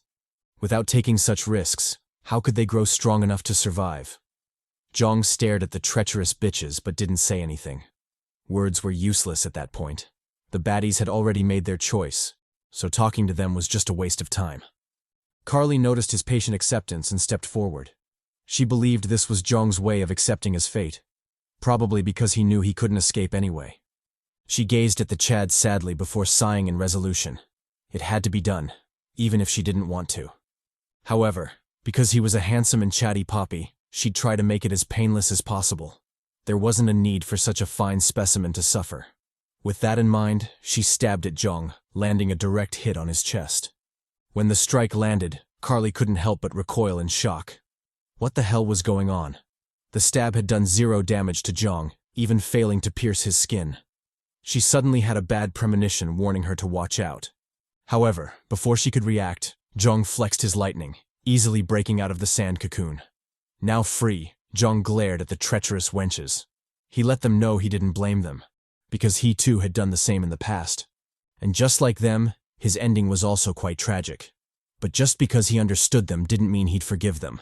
They'd tried to kill him, so it was only right if he killed them as well. Saying so, Jeong opened the second door of limitation, ready for battle.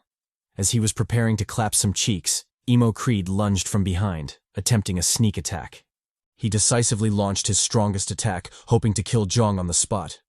Unfortunately for him, Jeong easily blocked that shit, using his lightning to counter the sand skill. Before the bastard could react, he responded with a left jab aimed at his flank. Creed noticed the attack and hurriedly erected a shield to block.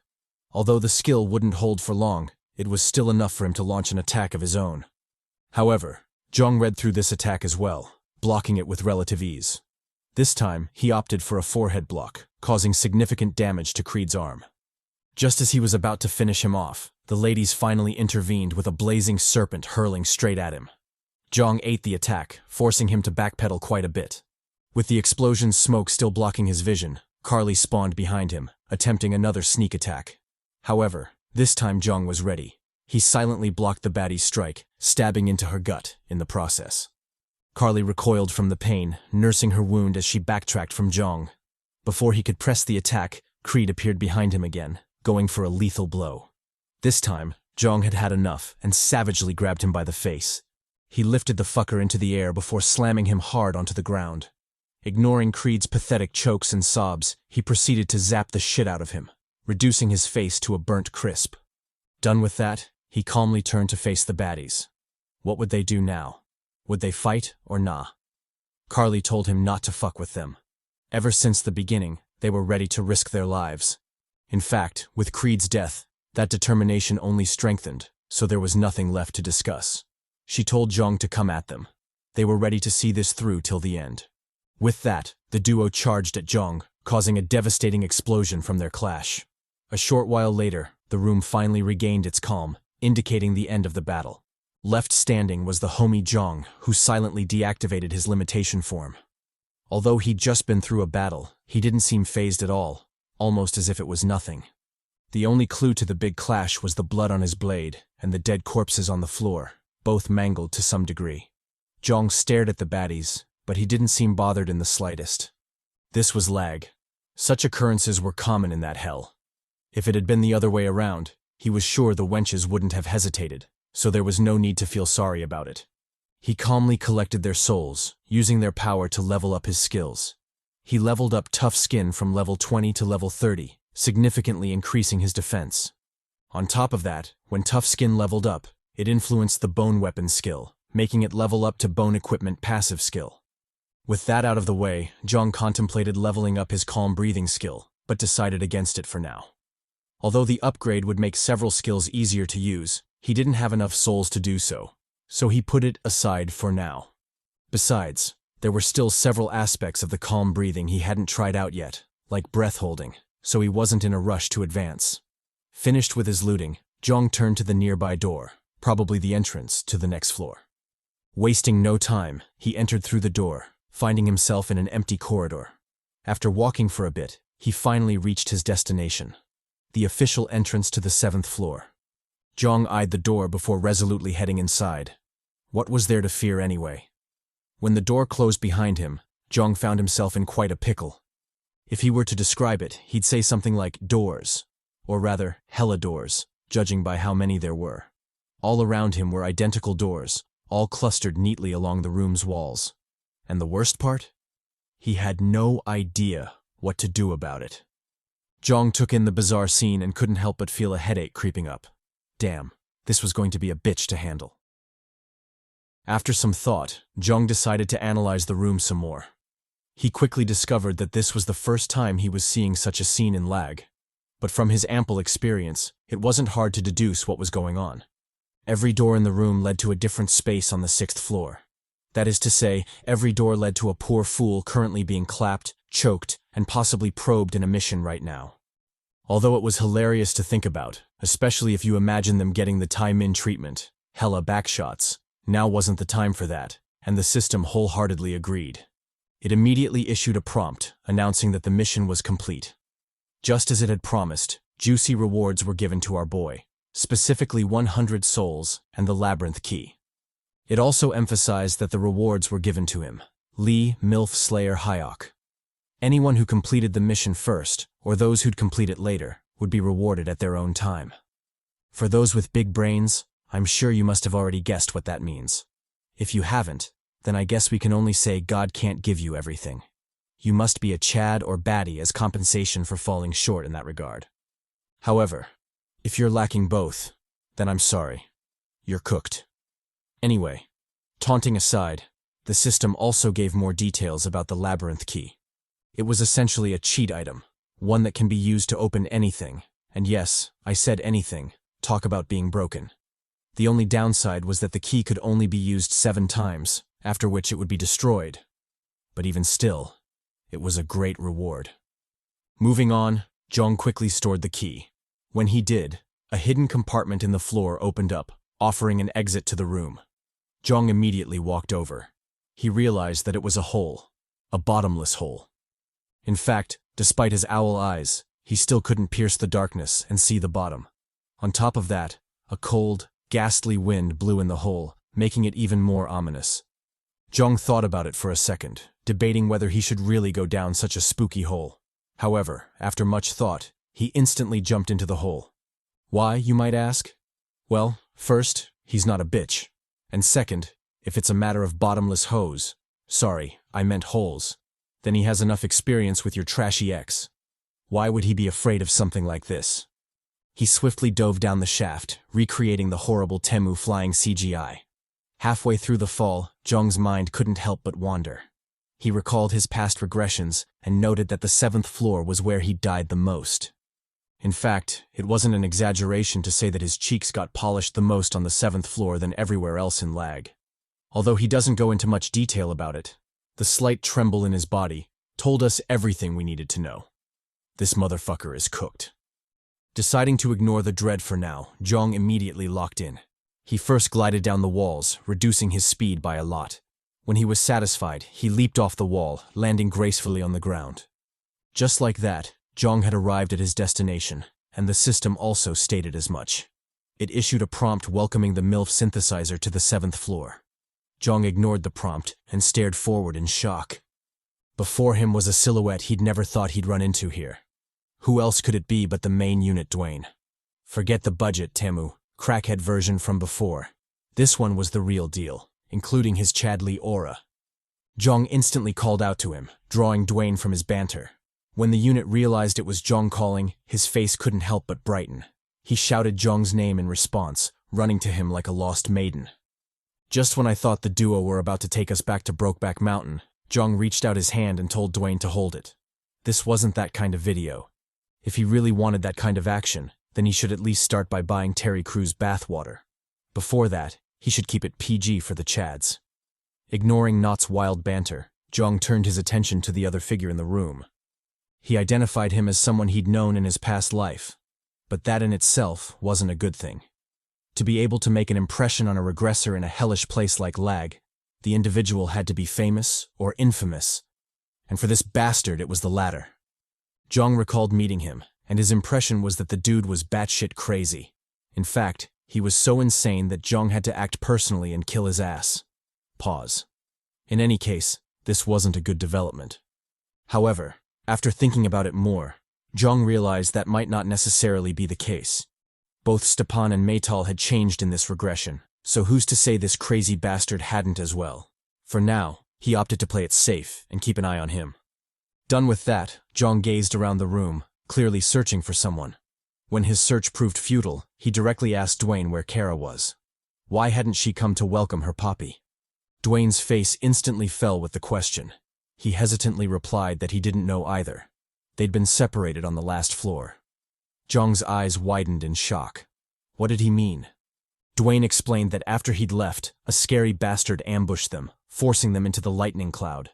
Although they tried to fight back, all their attacks didn't do shit, leaving them in a perilous situation. Cornered and with no other choice, he'd drawn the fiend's aggro, hoping to buy time for Kara to escape. Luckily, that part of the plan worked, and the fiend chased after him. Jeong immediately asked how he'd survived. If their attacks really did no damage to the creature, then how did he survive? Dwayne replied that he was just as clueless as he was. After drawing the creature away, he'd run like crazy. During the frantic escape, he'd occasionally turn and let loose his beast roar, buying himself more time. After a series of back and forths and the obvious close shaves, the bastard suddenly stopped, retreating on his own accord. When he confirmed he was safe, he hurried back to where he'd left Kara, but found she wasn't there anymore. He had no idea where she was currently. Jeong heard his recount and sighed softly. That wasn't necessarily a bad thing. In L.A.G, not finding a corpse can be considered a good outcome. Who knows? Maybe the baddie was out there somewhere waiting for them to rescue her. Just as he was contemplating his next move, the crazy bastard joined the banter, asking to be introduced. He was Norman Miles, and apart from his absurd highest skill level, his other stat was pure booty. Seriously, what the hell are you supposed to do with prickly skin? Was this a troll from L.A.G or what? Dwayne snapped to his senses and introduced the two. Since names were already shown by the system, he didn't need to dwell too much on that. Instead, he focused on how he'd met each party. For Norman, he explained that he'd run into him while looking for Kara. He expressed that Norman was a chill guy, and their teamwork was great. That's how they managed to survive until now. For Jeong, he didn't say much, but we can all guess what he would have said. Certified Poppy, Supreme MILF Slayer, and of course, he was him. It's not that difficult to describe our boy. If it wasn't for the author hating on him and the mommies in the story, then that list might have been longer. Probably without the chairman of the Virgin Association tag. In any case, let's shift back to the story and forget Jeong's maidenless life. After the introduction, it was time to select a door to challenge. With so many options, both Dwayne and Norman were quite stumped. Jeong, however, had other things in mind. He was certain this was the same trial as his past regressions, which also meant they were all the way fucked. But obviously, he wouldn't tell the duo that. Making them panic wasn't a smart move. Just as he was about to voice his opinion, Norman beat him to it and suggested taking door B755. Dwayne asked why that door specifically, but Norman shrugged it off, saying it was just a hunch. Obviously, Dwayne wasn't convinced by this, so he turned to face Jeong. What did he think? Jeong replied that it didn't matter. It would be the same in the end anyway. Inwardly, he mused about his experiences in L.A.G and the things that left the deepest impressions on him. One of them, unfortunately, was the 7th floor and the 7 doors it contained. It was always the same, and obviously the horrors were equally as constant. He explained to the duo that the doors were connected, and the goal of the room was to clear all the doors. Thus, it didn't matter what door they chose because they would enter all of them anyway. Norman asked how he knew that, and Jeong replied that it was his private attribute, not giving any details after that. Norman quickly got the hint and stopped prying. Instead, he asked Jeong what they should do. Jeong replied that they'd enter the doors, but in order. His explanation was that the doors had different difficulties, so it was best to tackle them from the easiest to the hardest. That way they'll have more leeway in the fights. The duo quickly agreed. It wasn't like they had any better ideas anyway. Thus, the trio promptly entered their first door, B711. What greeted them was a surreal scene, a room covered in calming blue, an obvious oddity in the hell that was L.A.G. If it wasn't for their rich experience, they might have fallen for the trap and assumed they were safe. Luckily, they weren't that naive, and the system prompt also helped them snap out of that foolish mindset. It explained the details of the room, but it's mostly everything Jeong had said, so don't worry about it. The only new info was the rewards, and the system promised quite the haul. First was 200 souls, next was an equipment exchange coin, and finally was a random skill exchange coin. It went without saying that the system was quite generous this time, which could only mean the room was about to violate our boys in all the wrong ways. Major pause. Apart from the main mission, the room also had a side mission, specifically to defeat the boss in every room. If they did that, then they'd get an additional reward. The clueless duo read through the prompts and commented indifferently. They deemed the mission quite simple, provided they were lucky and didn't fuck up. Jeong didn't reply, almost as if he couldn't be bothered with their naive words. Just as the duo were about to ask him what's up and where the boss was, a summoning circle suddenly shone from up ahead, drawing their attention. From the circle, aqua blobs of water slowly coalesced, obviously shaping into a new terror. Jeong's face instantly became solemn. He told the Chads to lock in because shit was finally about to go down. True to his prediction, the coalesced water slowly started to take form. Much to the trio's shock, the water first morphed into a wicked beard before completing the body of the dreaded boss. From an outward appearance, it wasn't that menacing. Just the typical forms we've grown to expect in L.A.G. In fact, with that potbelly and literal dicklessness, I'd say this is the sloppiest and saddest boss design I've seen in L.A.G. so far.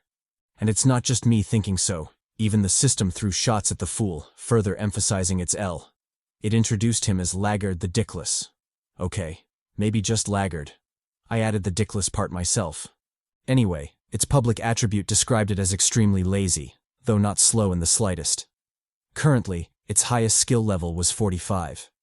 At first, I was puzzled as to why the fool was catching so many strays. I mean, being ugly and dickless was already bad enough, so why did the system have to call him lazy? But then I saw his nose, and I gotta say, this motherfucker deserves it. Just what in the eye show speed is that? Jeong also saw the beast, and his expression turned serious. However, contrary to my wilding thoughts, his attention was on something else. Laggard, this willyless fool, was different from his past regressions. And as a consequence, he had no idea how to deal with the pot-bellied, broad-nosed freak. As he was contemplating his next actions, the oblivious duo called out to him, asking what they should do next. Jeong replied that he had no idea. It wasn't like he knew everything. Norman glanced at him suspiciously. What did he mean he didn't know?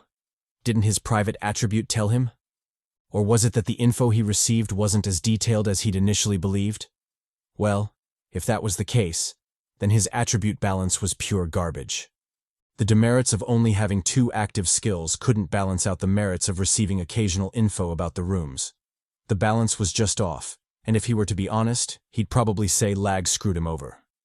However, despite believing so, Norman still felt something wasn't right. He highly believed Jeong was hiding something. Otherwise, it wouldn't make sense.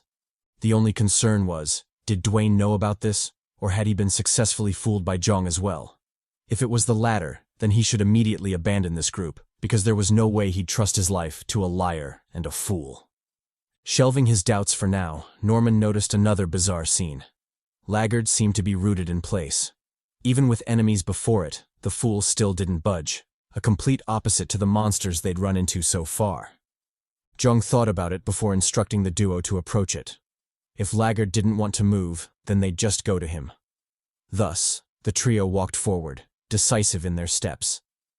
Halfway through the walk, the fiend still stared at them passively, almost as if it had no intentions to respond. However, when they crossed the 3/4 mark, it finally lost its cool and whispered to them. It called them troublesome. Much to the trio's puzzlement, the boss proceeded to go on a long rant, explaining how troublesome it was. They were troublesome, the room was troublesome, and even L.A.G was troublesome. If only he could melt and disappear, how great would that be? Why did his life have to be so troublesome? As he was complaining his guts out, he suddenly realized that even thinking about it was troublesome. Not only that, talking about it was even more troublesome. Then what should he do? It was simple. He'd just stop talking and thinking. That way, it would be less troublesome. If you haven't noticed already, Laggard has a tendency of finding things troublesome. It was hinted at on his character profile, and I guess this is the author's way of expressing his extreme laziness. Anyway, since it had decided to stop thinking and talking, Laggard settled for observing once again. He neither talked nor moved, almost as if he'd become a statue. When the trio noticed his absurd actions, they couldn't help but wonder what was up with the weirdo. Did it truly intend to stay still and do nothing? What kind of bullshit was that? But that aside, there was something else more pressing. So the weird boss would have to wait. They realized that the door exiting the room had disappeared, almost as if Lag was telling them they had to kill Laggard. But if so, how were they supposed to fight such a weird boss? Norman stepped forward, insisting that he had an idea. If it was just a matter of eliciting a reaction out of the fiend, then he had the best strategy. In his hand coalesced an orb of poison, which he swiftly yeeted toward Laggard. The orb struck true, causing the bastard's head to fling backward. When it did, Laggard's belly protruded forward, and I gotta say, this motherfucker is indeed ugly. However, judging by the thighs, at least we know he didn't skip leg day. Those thrusts must be hella mighty. Ahem. Jokes aside, the camera zoomed in on Laggard, showing the fate of the boss. Just as we'd expected, he easily tanked that shit, finding the attack more troublesome than deadly. Although half his face had melted off and it was supposed to be painful, the bastard couldn't be bothered to feel any of it. He was just too lazy to feel pain. Norman stared at the boss incredulously. Was this bastard for real? Was it still being lazy even after half its face was melted off? What kind of logic was that? Dwayne chimed in, expressing his doubts as well. Surely there had to be a limit to this absurdity. Or was it that the boss couldn't feel pain? Jeong corrected him, emphasizing what I had said earlier. The fool was just too lazy to feel pain. Since it was too troublesome to do so, he might as well cut off those useless senses. Although he'd said that, he couldn't help but wonder where the limit lay. Would Laggard still continue as usual if he attacked it? Well, there was only one way to find out. He swiftly channeled his electric powers, ready to blast the fiend. As for the fiend in question, it continued mumbling under its breath, complaining that it was such a pain. It was troublesome to fight, troublesome to think and talk, troublesome to kill, and even troublesome to have thoughts of killing someone. It was all too troublesome. But what should it do? It indeed hated feeling pain. So what should it do now that acting to stop that pain was also troublesome? It yelled out in despair, a tinge of confusion laced in its voice. When the voice sounded, it quickly morphed into a sonic attack, crashing into the trio. They immediately covered their ears, but even that wasn't enough to protect them fully.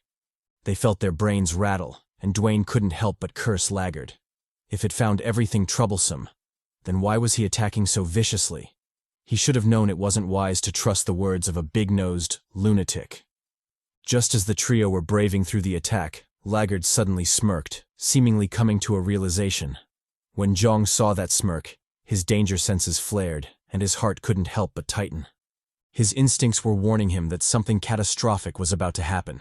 Laggard, who was obviously the cause of this feeling, suddenly went dead silent before gazing up at the ceiling. He'd realized that his conundrum wasn't that hard to fix. If he found it too troublesome to think and do other things, then he could simply create another head to do all that for him. With that in mind, he calmly conjured another water blob, letting it float above him. From the blob dropped orbs of water, one of which landed on his head. Jeong, who was watching from the sidelines, said, "Fuck that," and immediately took action. Would he really be foolish enough to let the enemy cook while he watched? Nah, fuck that. He zapped that fool, drowning him in a torrent of lightning. Contrary to his expectations, Laggard easily tanked that shit, finding zero challenge in the endeavor. When he recovered, he shifted his gaze to the bewildered Jeong, shooting him a deadly glare. With a bone-chilling voice, he told the unit to wait for him. Once he got his second head, he'd make sure to properly polish his ass. Pause. Jeong heard the threat and trembled slightly. Since when did his delicate ass come under such threat and lag? Well, forget it. Laggard was making his move, so now wasn't the time to think about it anyway. He immediately locked in, shifting his focus to the floating blobs in the air. However, to his shock, the blobs didn't just manifest in the air. They also spawned on the walls, effectively trapping them in a pincer attack. The clueless duo also picked up on this fact. Although they were dense, it didn't take a genius to know that something was definitely wrong. They quickly entered their fighting stances, but who knew if that would truly protect them from such an attack? Over at Laggard, he continued to mumble under his breath, calling everything troublesome. When the insanity peaked, he let loose his attack, blanketing the whole room with his blobs. Jeong, who was ready for an attack, couldn't help but curse. Why did it have to be an AoE attack of all things? How was he supposed to deal with this shit? Fuck. Although complaining felt great in the moment, he knew he couldn't afford to waste any more time. Thus, he immediately called for the duo to watch out, all whilst entering his limitation form. Thanks to the speed buff of the second door, time seemed to slow down around him, and Jeong could finally react to the harrowing attack. He first let it draw in before bitch-slapping the shit out of the blue orb, sending it flying like a kite. However, despite the CHADY performance, that was but a single orb, whilst the room was covered in them. If he didn't lock in, then he might just die there. Luckily, this was the maiden harvester we were talking about, so of course he'd have his own ways to survive. He swiftly channeled his inner Bruce Lee, unleashing his own version of the 100-type Guanyin Bodhisattva. Thanks to Netero's godly technique, he managed to weather the first wave of attacks. But that's where his luck ended. The subsequent attacks became even more dire, and Jeong once again found himself in a perilous situation. To the side was Dwayne, who was also facing his fair share of difficulties. Although he didn't have Jeong's cheat-like limitation skill, he was still hella sturdy, so he could endure the attacks, for now. Norman, however, wasn't faring so great. Without Jeong's limitation and Dwayne's sturdiness, he was relying on his own body to tank the attacks and, well, let's just say he was failing spectacularly. Even though the barrage had just begun, he was already at his limit, and if something wasn't done, he would for sure be the first to fall. When he realized that, he shot a pleading glance at Jeong and Dwayne, obviously asking for some help. Unluckily for the fool, Jeong and Dwayne were also going through it, with no room to intervene in his battlefield. They were fully concentrated on staying alive, so how could they drop everything and save his ass? Norman realized this and grit his teeth. It seemed he'd have to rely on himself this time. Whether he survived or was crushed to death by massive balls, it would be all up to him. Back to our boy Jeong, he did his best to swat away the pesky orbs. Unfortunately, despite his pimp slap being at max level, he still couldn't shake off the stubborn bastards. Slowly but surely, his stamina was draining, and it wouldn't be long until his resistance collapsed. Just as he was racking his brain for a solution, a possible Hail Mary to save his cooked ass, the room suddenly became dead silent. The orbs that were shooting toward them stopped, and all of them became stiff, not moving even an inch. Obviously, the trio were taken aback by this. Just what the hell was going on? Before they could deduce anything, the orbs started moving again, this time retreating back to Laggard. Under their confused gazes, the orbs surrounded Laggard, blocking and covering every inch of his body. Jeong watched the development and couldn't help but frown slightly. Just what was this dickless bastard plotting?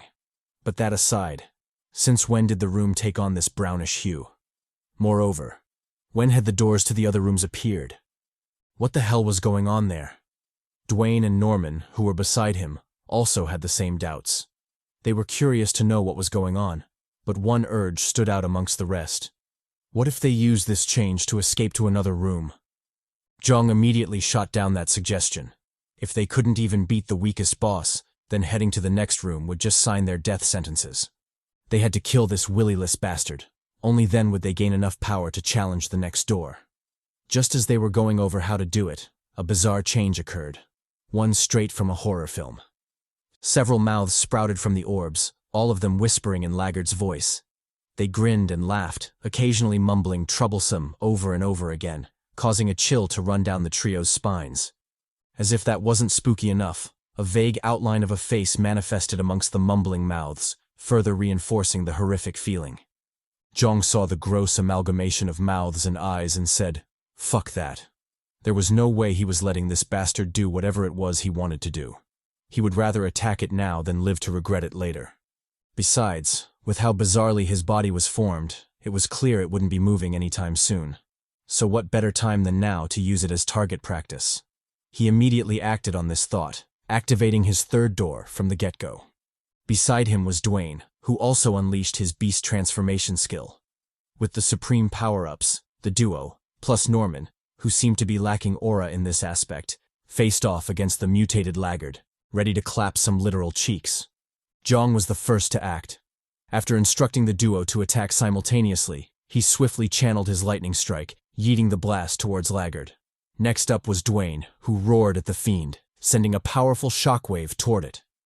Last, and definitely the least, was Norman, who chucked an underwhelming orb of poison towards L.A.G.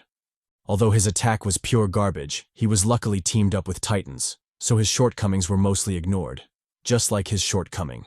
As for L.A.G., he suffered the worst of it, with plenty of tongues and mouths rupturing. After the first volley, the bastard was reduced to a mangled mess, though traces of life still lingered in him. Jeong realized this and cautioned the duo against lowering their guard. He then turned to Dwayne, asking the latter to do his thing. Dwayne said, "Bet," and walked forward. When he was slightly ahead of the gang, he immediately entered a punching stance before striking the hell out of the ground. Due to his overwhelming attack, a huge boulder was yanked from the ground, which he effortlessly lifted into the air.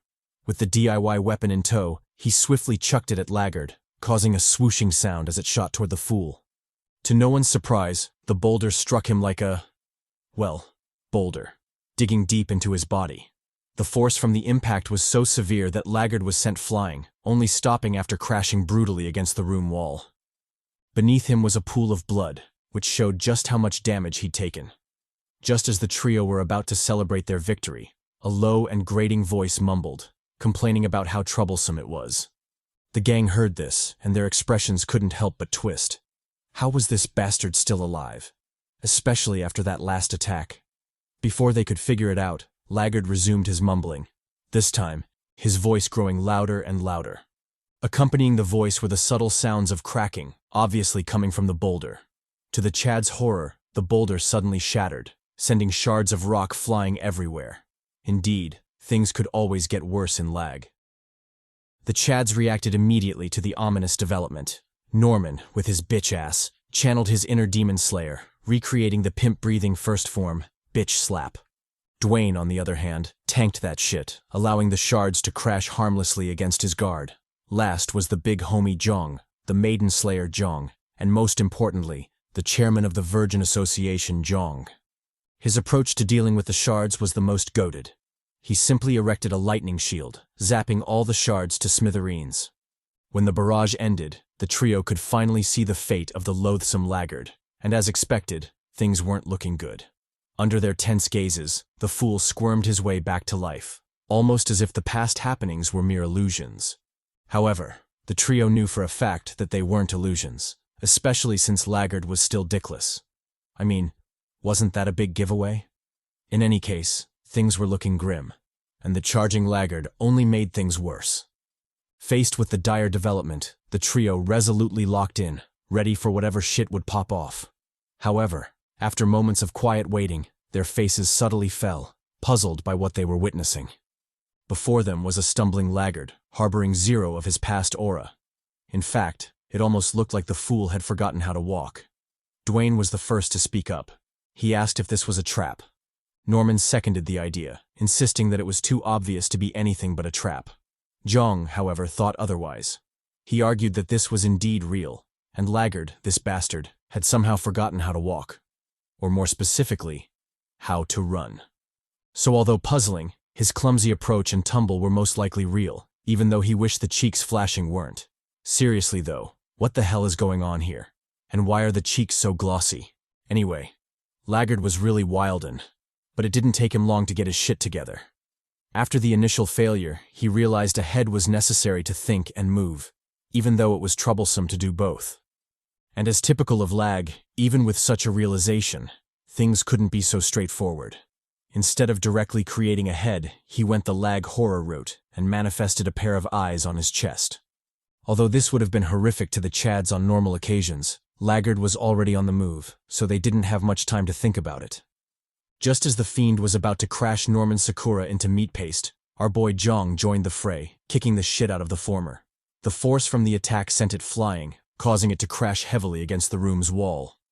L.A.G., however, easily tanked that, walking away with only slight discomfort. He then channeled more of that L.A.G. horror effect, creating a mouth on his chest. With the ability to speak restored, he continued his usual ramblings, complaining about how troublesome it was. It was too troublesome to feel pain. Although that might sound like just his typical complaints, it was actually quite strategic, because it effectively canceled any pain he was under. And with the pain gone, Laggard could resume his attack, which he promptly did. The Chads noticed the advance and locked in as well. Since the fool wanted that smoke, who were they to deny him? They swiftly charged forward, clashing head-first against Laggard. When the commotion died down, it was the trio's second time feeling puzzled. Just what the hell was going on? After all that taunt and smoke, how could the fool be one-shotted like this? How was this even possible? And why was he so goddamn weak? Dwayne stared down at the mangled corpse before shifting his confused glance to Jeong. He didn't say much, but his question was obvious. You see this shit, right? Was he really supposed to be this weak? Norman also joined the banter, speculating that Laggard was weak because he was the first boss. He didn't know how true his conjecture was, but it at least gave an explanation for this bizarre situation. Jeong stayed silent, as always. Even though he was also confused, his regressor senses were telling him things couldn't end so simply. This was Lag, after all. True to his instincts, the mangled corpse of Laggard suddenly stirred before rising completely from the dead. Under the trio's disbelieving eyes, the corpse quickly regenerated its body, becoming whole once again. Jeong stared at the sight before sighing in acceptance. This was Lag. It really wasn't that absurd for this to happen. In fact, it would have been more suspicious if things had ended as easily as before. In any case, things were better this way, because they could at least kill this bastard again. Contrary to Jeong's acceptance, Dwayne and Norman were more concerned. Norman in particular wondered if it was even possible to kill this fool. Or was it that Laggard was immortal? Jeong told him not to overthink it. Whether he was immortal or not, they'd just have to clap them cheeks to find out. Thus, the trio lunged back into battle, clashing with Laggard soon after. After the devastating clash, Laggard was once again reduced to a meaty paste, and just like the last time, his body swiftly regenerated, bringing him back from the dead. Ignoring the bizarre scene, the trio clashed again and again, determined to see just how long the fiend could last. However, after a seemingly endless cycle of doing that shit, Norman couldn't take it anymore and said, "Fuck that." He told the Chads he was done. He couldn't keep doing that shit. In his opinion, Laggard was immortal, so continuing to fight him was pointless. Turning to Jeong, he let the latter know he was leaving. What about him? What would he do? Jeong replied that he'd stay. He still had business with the fiend. Norman said cool. It wasn't like he could force him anyway. He then turned to Dwayne. What about him? Would he stay or nah? Dwayne replied that of course he'd stay. Wherever the Poppy Jeong went, he'd follow. Norman didn't convince him either. Instead, he warned Dwayne to be careful. This Jeong bastard was clearly hiding something. Dwayne mulled over his words, but didn't say anything in the end. However, from his look, it was obvious Norman's warning had rattled him. Done with his home-breaking, discord sowing, Norman bid the duo goodbye and walked for the exit door. He lingered at the exit for a while before ultimately choosing the second room. Although he was leaving, he wasn't foolish enough to ignore Jeong's earlier warning and challenge a more dangerous room solo. Thus, he wisely chose the second door, B722, disappearing into its depths soon after. As he left, the immortal Laggard watched on passively, too lazy to give chase. If the Chad wanted to reduce his burden by leaving, then who was he to stop him? Jeong also watched him go, not interfering in the slightest. His reason, however, was different from Laggard's. He still didn't know if Norman was trustworthy or not, so having him leave the room and prevent further mishaps was great in his books. After the room settled down, Dwayne asked the question he'd been dying to know about. Was it possible to kill this fool? Jeong replied that of course it was. He just had to trust him on that. Dwayne said bet, since he'd said so, then he could only follow his lead. Jeong smiled at the trust before giving his instructions. They would kill the bastard and move to the next room, no matter what. Just as they were gassing themselves up for battle, Laggard's vibe suddenly changed, becoming more ominous. He complained about the dragged-out battle, vowing to end it as quickly as possible. Following this proclamation, his head suddenly morphed, taking on a more tentacle-like shape. As for the front, it was still as ugly as before, if not uglier, with that gigantic Rihanna-like cranium. Dwayne heard Not's diss and asked Jeong what the foolish bastard was talking about. Jeong told him to ignore the fool. Rihanna was a princess, and any man would be lucky to kiss that massive forehead. That aside, he decided to lock in on the boss and his own situation. He reflected on the number of souls he had and how he could use them effectively. Currently, he had 210 souls to burn, but he couldn't be too rash with their use. First of all, he had no idea what Laggard's weaknesses were, so he couldn't foolishly use his souls before identifying which skills would be best to counter them.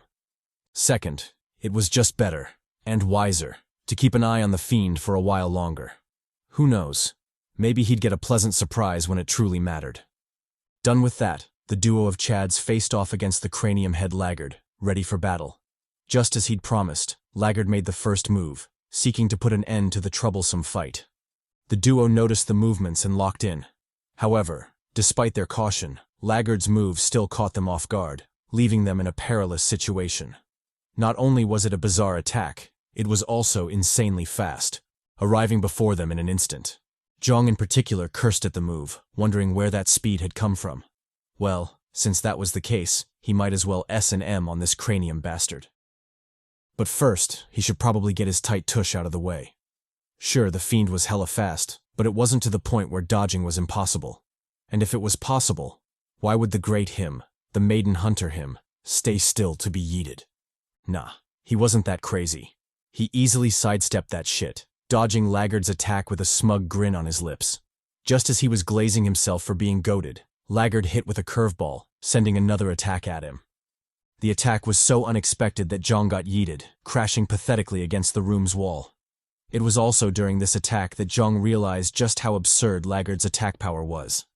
That one strike made him feel like he'd been flogged, and he couldn't help but skid back in shock.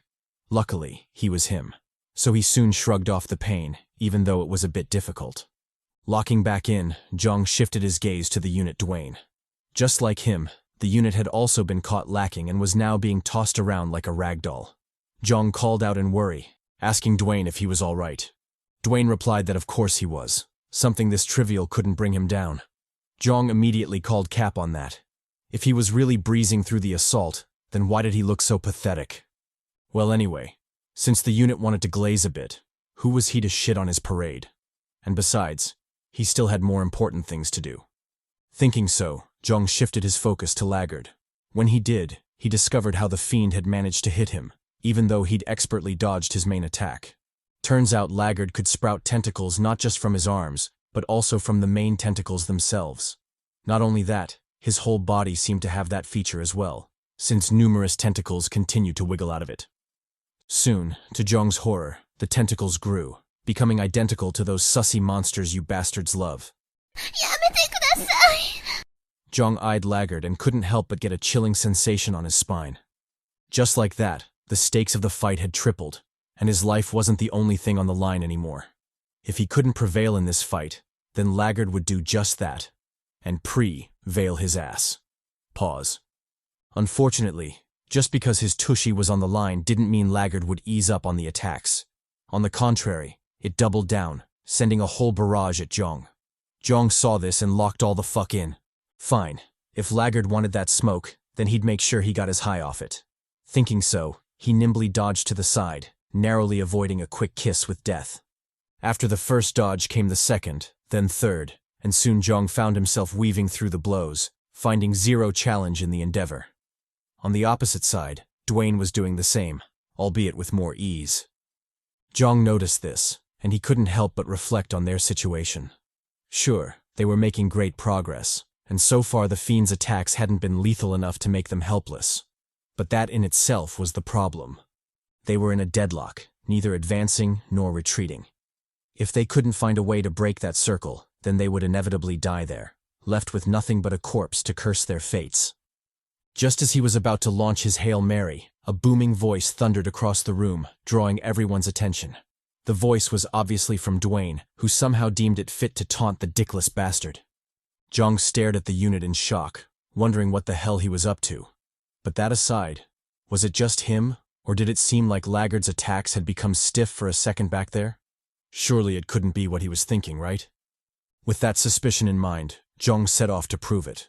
First, he continued his weaving, because without it he'd die, and in death, all his plans would be meaningless. Second, he tried to make himself as inconspicuous as possible, letting Dwayne suffer all the heat.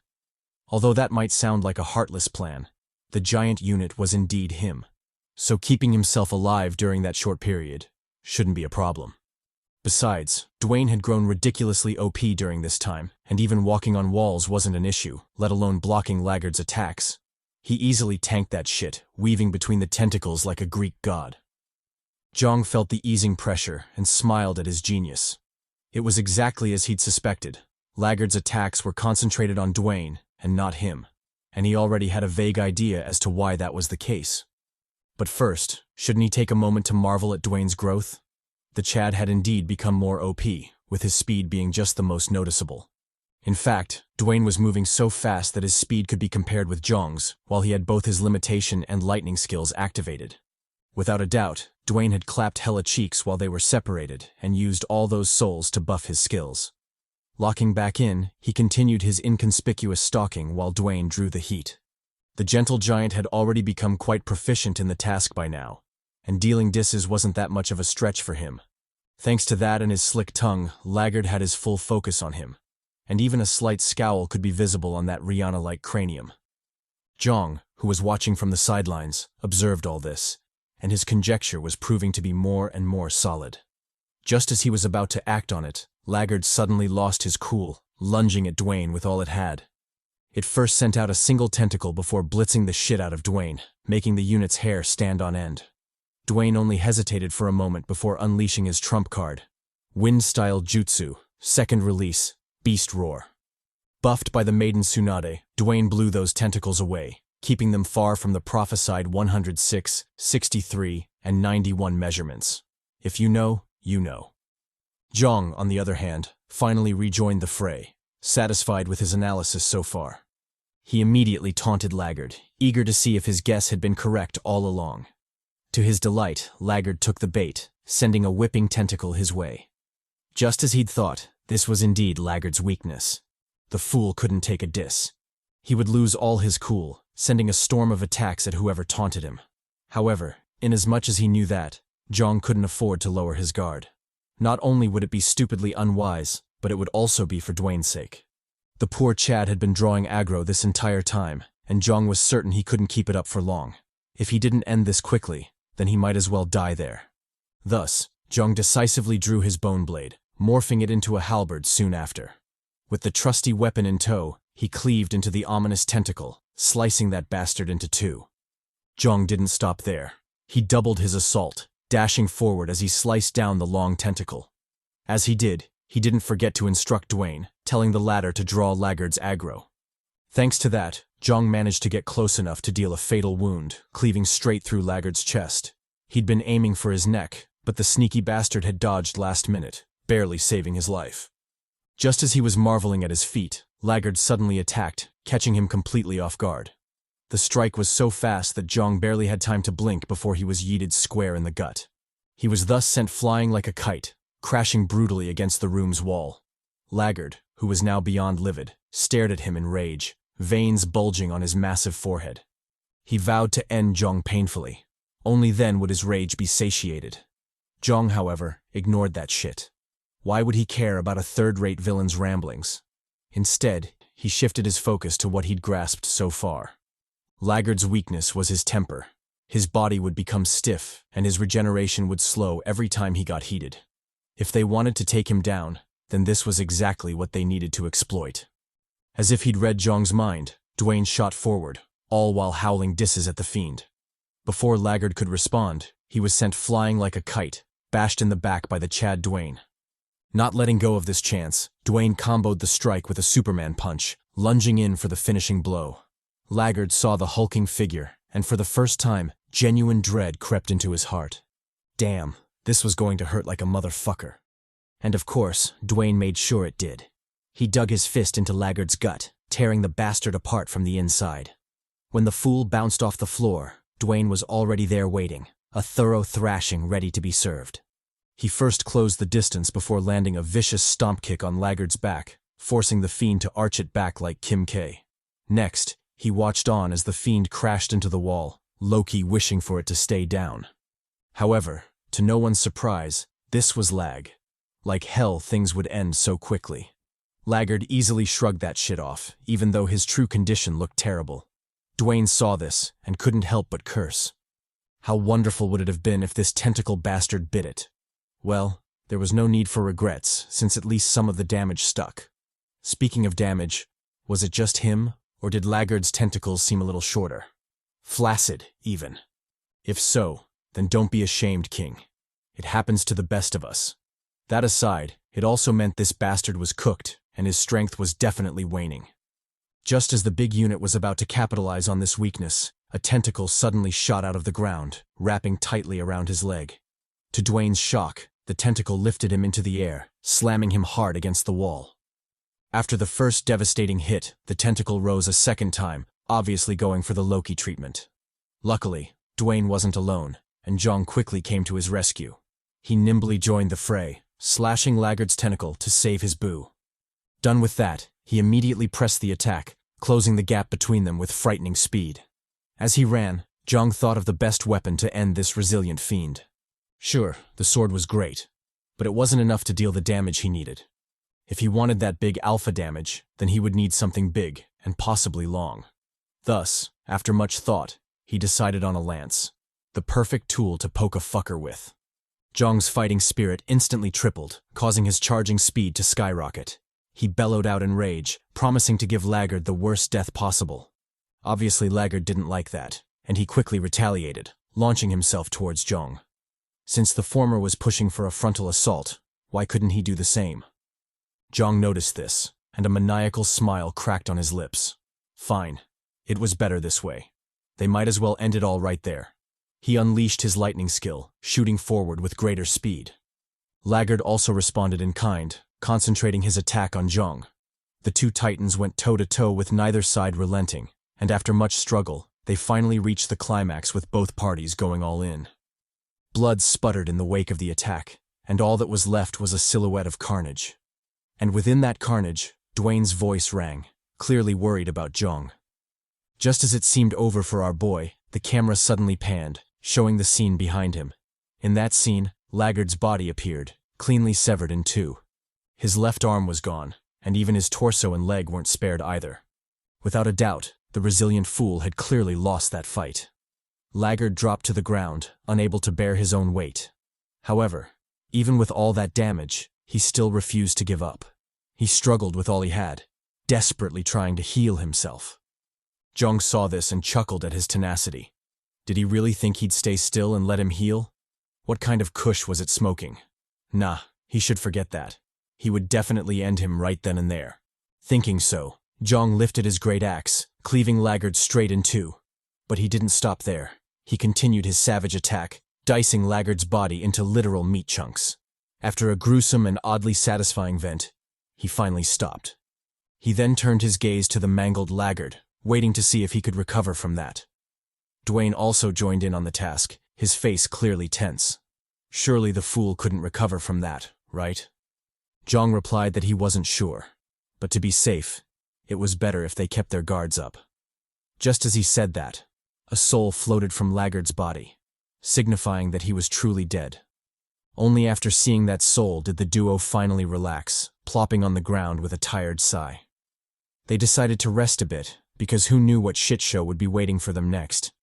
Not only that, but Laggard was just the weakest of the 7 bosses, so shit was definitely going to get cooked soon enough.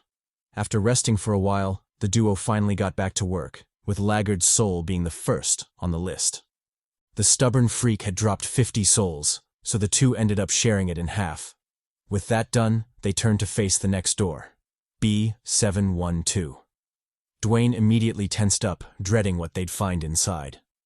He asked Jeong if there would be bosses similar to Laggard on the other side. Jeong replied that they'd definitely be stronger than Laggard. He was just the weakest after all. This was Lag. Running into terrible monsters was inevitable. The only way to cope was to face them head-on. Dwayne chuckled at their predicament before sighing softly.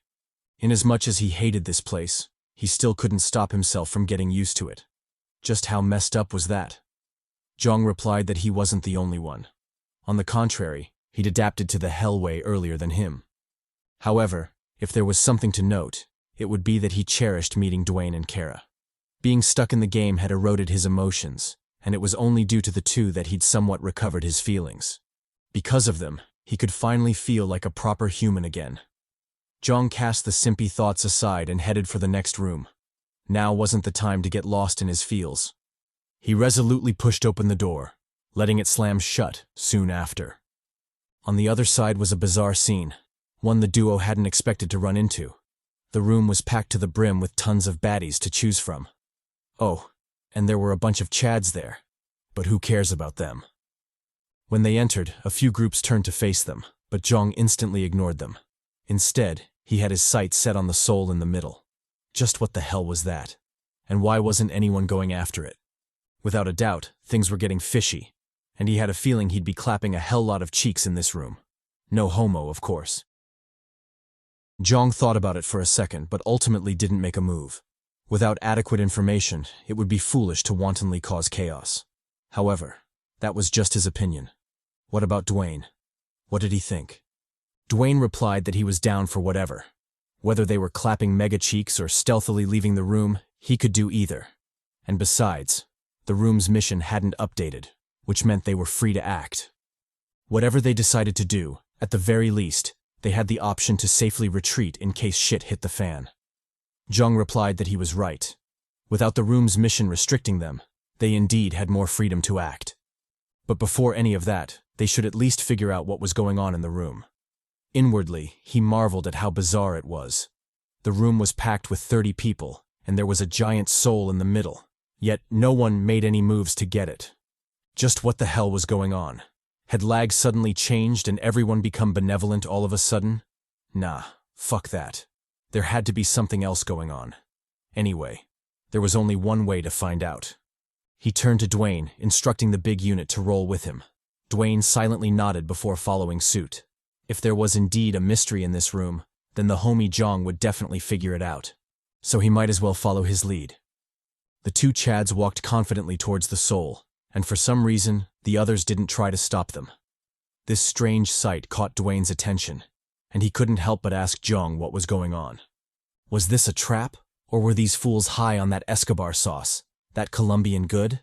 Jeong replied that he didn't know. However, what he did know was that the bastards didn't see the need to stop them, almost as if their failure was inevitable. Dwayne's brow knit at the reply, but ultimately decided against commenting. They would soon figure out the truth anyway. As he thought this, the duo finally arrived at the soul pedestal. Jeong didn't waste any time and immediately acted to retrieve it. However, to his surprise, the soul refused to be claimed, almost as if it had a will of its own. Just when Jeong was wondering what was happening, the system provided an answer explaining that the soul had conditions to its claim. Only when the number of participants in the room dropped to below 3 would the soul be successfully released. Jeong sucked in a deep breath at this reply. He'd expected there was a condition to it, but he'd never thought it would be this harsh. With the many people in the room, wasn't this the same as asking for a massacre? Indeed, there was never a free lunch in L.A.G. But even so, wasn't this a bit too much? Did the game really expect them to kill each other without even knowing how many souls there were in the lump? What if they went through the trouble and still got one soul in the end? Wouldn't that be a bitch? Dwayne sighed at the absurdity of it all before flicking his gaze across the room. So that's why everyone was hesitating. They wanted the soul, but were debating whether the trouble was worth it or not. On one hand, there was a chance the soul count was booty, so fighting to the death for it would be pure lunacy. On the other hand, there was a possibility that the soul count was astronomical, so fighting for it was indeed worth it. They had no idea which was the case, but human greed and instinct compelled them to stick around and find out. Dwayne sighed again before turning to Jeong this time. The conditions were too bizarre, so what would they do? Would they leave or nah? Jeong replied that they should leave. Since the main mission stayed the same, they might as well get the hell out of there. There was no need to get involved in all that smoke. Dwayne was taken aback by that reply. With the mysterious soul and the several cheeks waiting to be clapped, Jeong wanted to leave? Just like that? That was definitely unexpected from him. Jeong replied that the risk was not worth it. Inasmuch as he would love to tenderize all those cheeks. Pause. Wait. Maybe unpause because he does want to tenderize them. Anyway, the risks of the fight weren't worth the potential rewards. 2 against 30 wasn't an ideal fight, and the worst part was they couldn't stop until the end. Otherwise, it would all be pointless. If they embarked on that endeavor, then they could only kill everyone or die. There was no third solution. But all that aside, even if they could kill everyone there, was it really worth it to do so? That was 30 lives they were talking about. He didn't want to kill so many people without reason. Dwayne smirked at the answer. Was this the so-called character development? The rogue Jeong had really done a ton of growing in this time.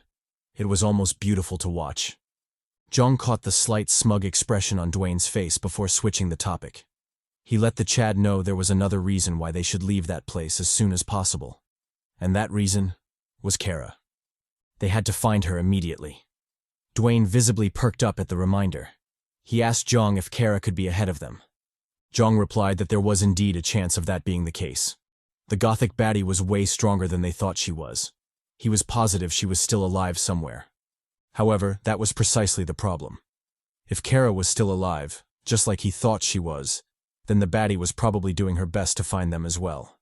And that meant she was rashing. In any other situation that would have been great, but this was L.A.G.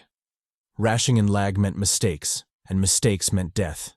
If they didn't find her soon, then there was a chance they'd lose her forever. Dwayne frowned for a second before his face turned somber. If that was the case, then they might as well book it. Who cares about souls when their only maiden might be in trouble? And besides, without Kara, the homie Jeong would go back to being maidenless, and no one wants to see that shit. The dude has already suffered for way too long. The duo resolutely turned their backs to the soul, walking slowly towards the door. Just as Jeong was about to open it, a loud boom came from behind them, scaring the shit out of them. The Chads immediately turned to check, and what they saw amazed them. The room had descended into madness, and 2 players were already dead. Jeong eyed the murderous freaks incredulously. Couldn't they wait until they left the room to do this shit? Why were they so hell-bent on dragging them into this? Obviously, the murderous freaks didn't reply because they were, murdering. But that aside, did Jeong really think he could escape this smoke so easily? This was L.A.G after all. Seemingly getting the gist, Dwayne cursed at the horrible timing. Couldn't they wait a little bit longer? What was up with the chaos all of a sudden? Jeong replied that it was too late for regrets, and besides, the timing didn't matter at all. One way or another, the bastards would have fought, and knowing L.A.G, they would have still gotten roped into it no matter what they did. As he saw it, the timing and reasons were negligible. What truly mattered was that they were cooked from the second they entered this room. Taking a step back, he watched as the people butchered each other. The balance that had been keeping them at bay was finally broken, and the greed and desperation burst out, causing them to fall into the abyss. Jeong watched the wanton slaughter passively, a neutral expression on his face. Even though the room had descended into madness, it still had nothing to do with him. Since he'd decided to leave, he'd do just that, regardless of whatever was happening around him. Unfortunately, just because he didn't want smoke didn't mean others wouldn't bring that smoke to him. On the wall to their left, a stealthy bastard was creeping forward, obviously attempting to flank our boys. Dwayne noticed the lunging fool and scoffed mockingly. Did he really think he could take them on by himself? Talk about being blinded by greed. Or maybe he had eyes but couldn't see Mount Tai? In any case, he would be like those generic cultivation MCs and bitch-slap this fool. He immediately teamed up with Jeong, zapping and blowing the hell out of the bastard. Wait. Pause. That doesn't sound right. Something about that sentence is mad sus. Actually, on second thought, fuck it. Go ahead and blow that fool. Since I've committed to the sus, I might as well go all in. They both let him have it, making sure to blow him until his legs hit the air. Unfortunately, this wasn't enough, as the sturdy bastard easily tanked that shit. Dwayne eyed the freak and couldn't help but whistle in amusement. To think he'd survive all that. Seems like he didn't make it all the way there, with luck alone. The stealthy fool grew enraged by the taunt. How dare he mock him after blowing him so hard? Pause. He vowed to teach him a lesson. Only then would that smoldering vengeance be cooled. But before that, where did the other bastard go? He could have sworn there were 2 of them just now.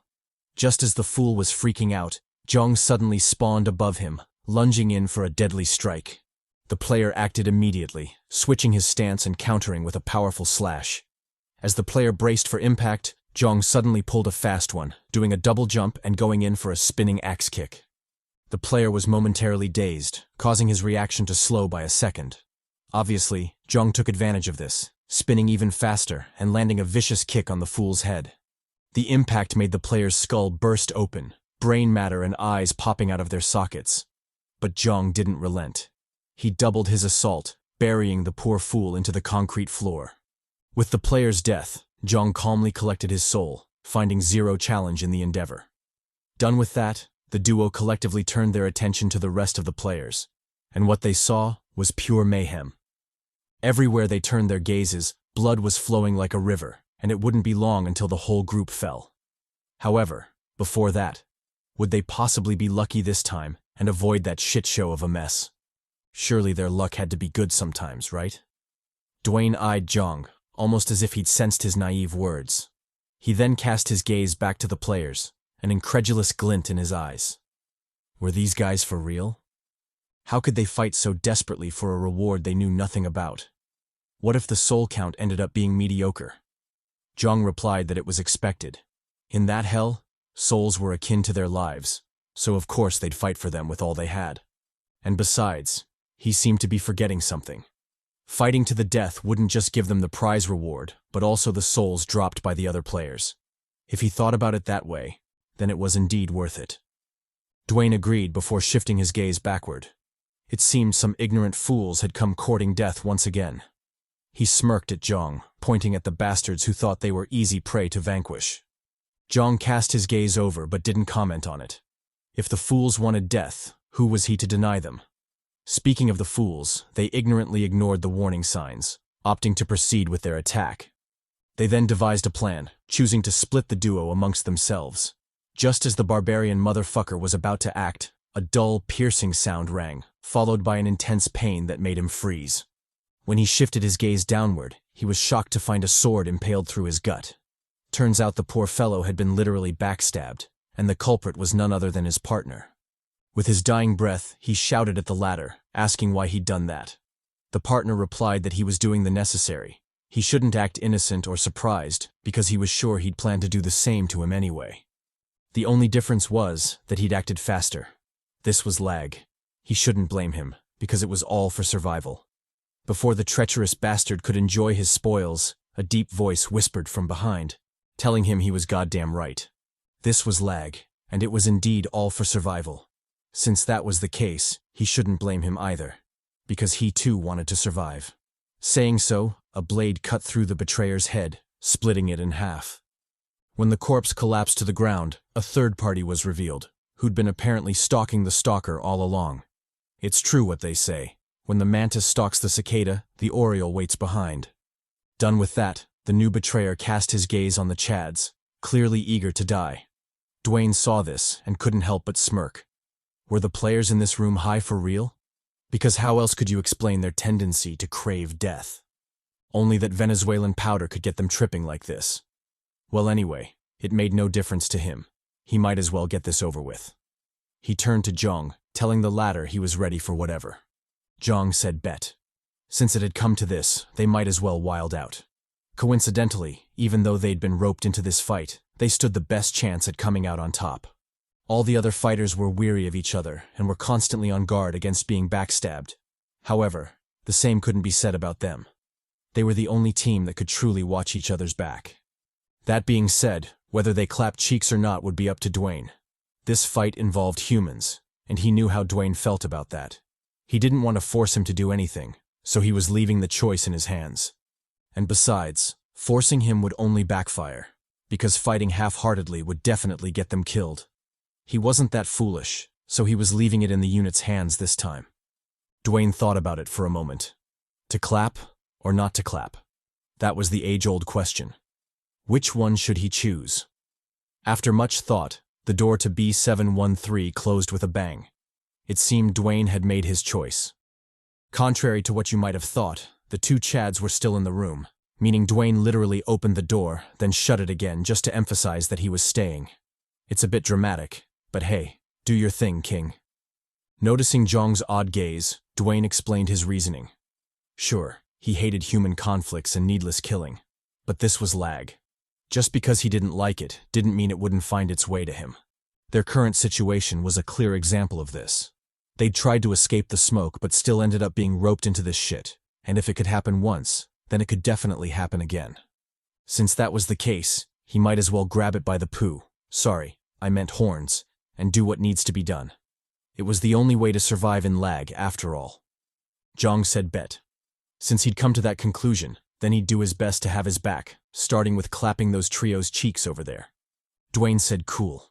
If they were going to do it, then they might as well be thorough about it, meaning they should definitely clap that treacherous bastard first. Such Tae-Ming bastards should always be taken out first, because who knows what shit they might do. Jeong agreed with this. One encounter with Tae-Ming was more than enough for him. Thus, the two promptly powered up, jumping into the fray soon after. On the opposite side, the trio of bastards also geared up, swiftly joining them in their tango. Unfortunately for us, the author decided to be lazy this time and off-screened the fight. Or maybe the Chads clapped so much cheeks that the author couldn't possibly illustrate it all. In any case, the trio of bastards was off-screened, and the only visuals we got were of the other mangled corpses and, of course, our CHADY duo wrapping things up. After the assumed intense fight, Jeong heaved a sigh of relief as he caught his breath. By his side, Dwayne did the same, although his condition seemed way worse than Jeong's. Jeong noticed this and immediately asked the unit if he was all right. Dwayne replied that he was fine. He just needed a minute to catch his breath. He then added that the reason he looked like shit was because of his private attribute.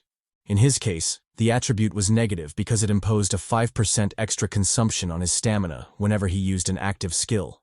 In normal fights it wouldn't be an issue, but for long battles like the one they had just been through, things became a little more hectic.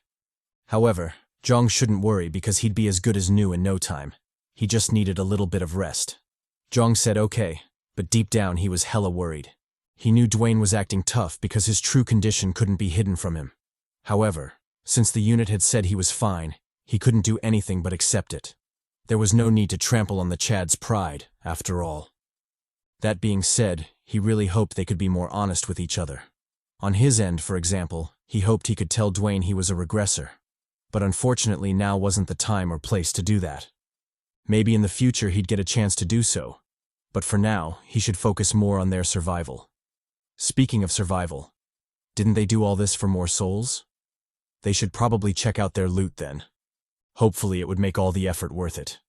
The two decisively walked to the pedestal, a hint of anticipation gleaming in their eyes. Dwayne in particular couldn't keep his curiosity at bay and openly asked Jeong how many souls he thought were in there. Jeong didn't reply. He simply reached out to the orb. What was the point of speculating? They might as well crack it open to find out. Just as he was about to collect the soul, the ground suddenly shook, scaring the shit out of them. The duo immediately sensed danger and wisely backpedaled, putting as much distance as they could between themselves and the pedestal. After the trembling had passed, they turned towards the orb, and what they saw, low-key, surprised them.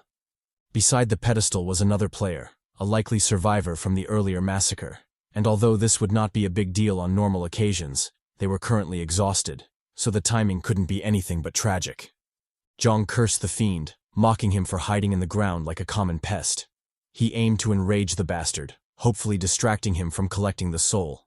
Unfortunately, that didn't work, and the bastard collected the soul almost immediately. He even smirked at them, maintaining eye contact as he stole what was rightfully theirs. If you're hating on this asshole already, then you'd be glad to know that the system hates him as well. For instance, his name is Jake Bug, which is quite fitting considering he hides in the ground like a bitch-ass bug. That aside, his public attribute is tough skin, which I shit you not, the system compares to literal cowhide. Not steel, not bronze, heck not even leather, but plainly cowhide. Damn, the system really did him dirty with that one. Anyway, the thieving bastard successfully stole the souls, much to the duo's dissatisfaction. However, before he could relish in his theft, his face suddenly changed, almost as if he'd seen something unsightly. He then proceeded to curse out loud, hurling insults at whoever was unfortunate enough to catch the strays. At first, the duo was confused, even believing the bastard was putting on an act. However, as the intensity of his reaction grew, they finally realized this was the real deal, and something had gone horribly wrong. Jeong contemplated asking what was up, but that became unnecessary since the bastard volunteered the info for free. Turns out L.A.G had pulled a fast one, and the lump indeed had just one soul, kinda like he'd speculated earlier. Dwayne was shocked by this, but Jeong stayed passive, almost like he'd expected such fuckery from L.A.G. As a regressor, he'd experienced way worse from the game, so this much was nothing to him. However, if there was one thing that did draw his attention, it would be that they were insanely lucky.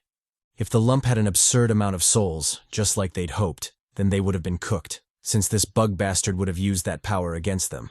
But since it was only one, then they could be considered lucky and should thank the treacherous game instead.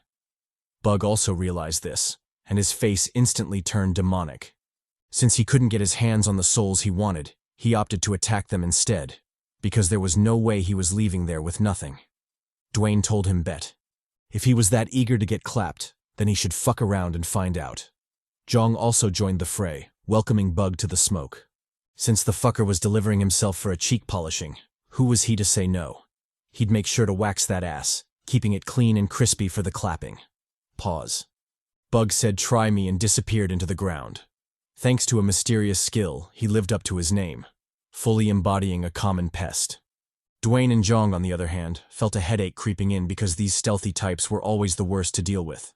If they couldn't figure out his skill and its limitations, then they'd quickly find themselves in a perilous situation. True to their speculations, Bug suddenly spawned behind them, catching both of them off guard. He swiftly lunged at Dwayne, clocking the unit in the back. Jeong saw this and immediately closed in to counterattack. He moved so fast that Bug barely had time to react. However, the key term was barely, because the fool still had enough time to launch a sneak attack on our boy. He deployed his heat vision eyes, a move that made Jeong's scalp tingle. For whatever reason, he was feeling an intense sense of danger from those eyes, so he didn't dare face them head-on. Deciding to trust in his instincts, Jeong ducked below the beam, narrowly escaping the latter by an inch.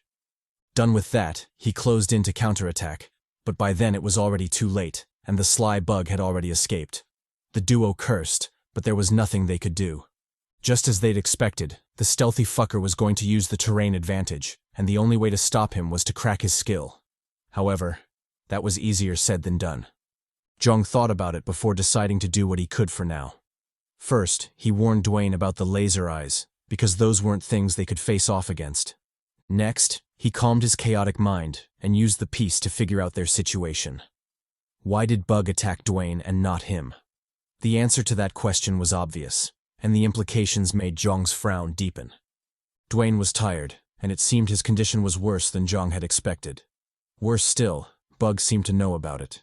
That's why he attacked Dwayne first. Jeong realized this, and his mood instantly worsened.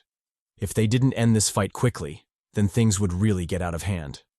Thinking to this point, he shouted at Dwayne to be careful, warning him of the impending attack. Dwayne said okay, but it was obvious Bug's sneak attacks were more than troublesome to deal with. Just as he was contemplating how best to protect himself, Bug suddenly spawned behind him, catching him lacking once again. He landed a vicious kick on Dwayne's flank, causing the latter to reel in pain. Dwayne endured the blow and grabbed Bug by the leg. Since the fucker wanted to play cat and mouse, he might as well OG Tom and Jerry on his ass. He yeeted the fool to the ground, recreating the iconic Tom vs. Jerry fights. And yes, I said Tom and Jerry instead of Loki, because the two Chads did it first, way before the Prince of Asgard did. Bug suffered the brunt of the blow, causing him to cough up a shit ton of blood. However, halfway through his bitchy whining, he suddenly locked in, deciding to use his laser beam at maximum intensity.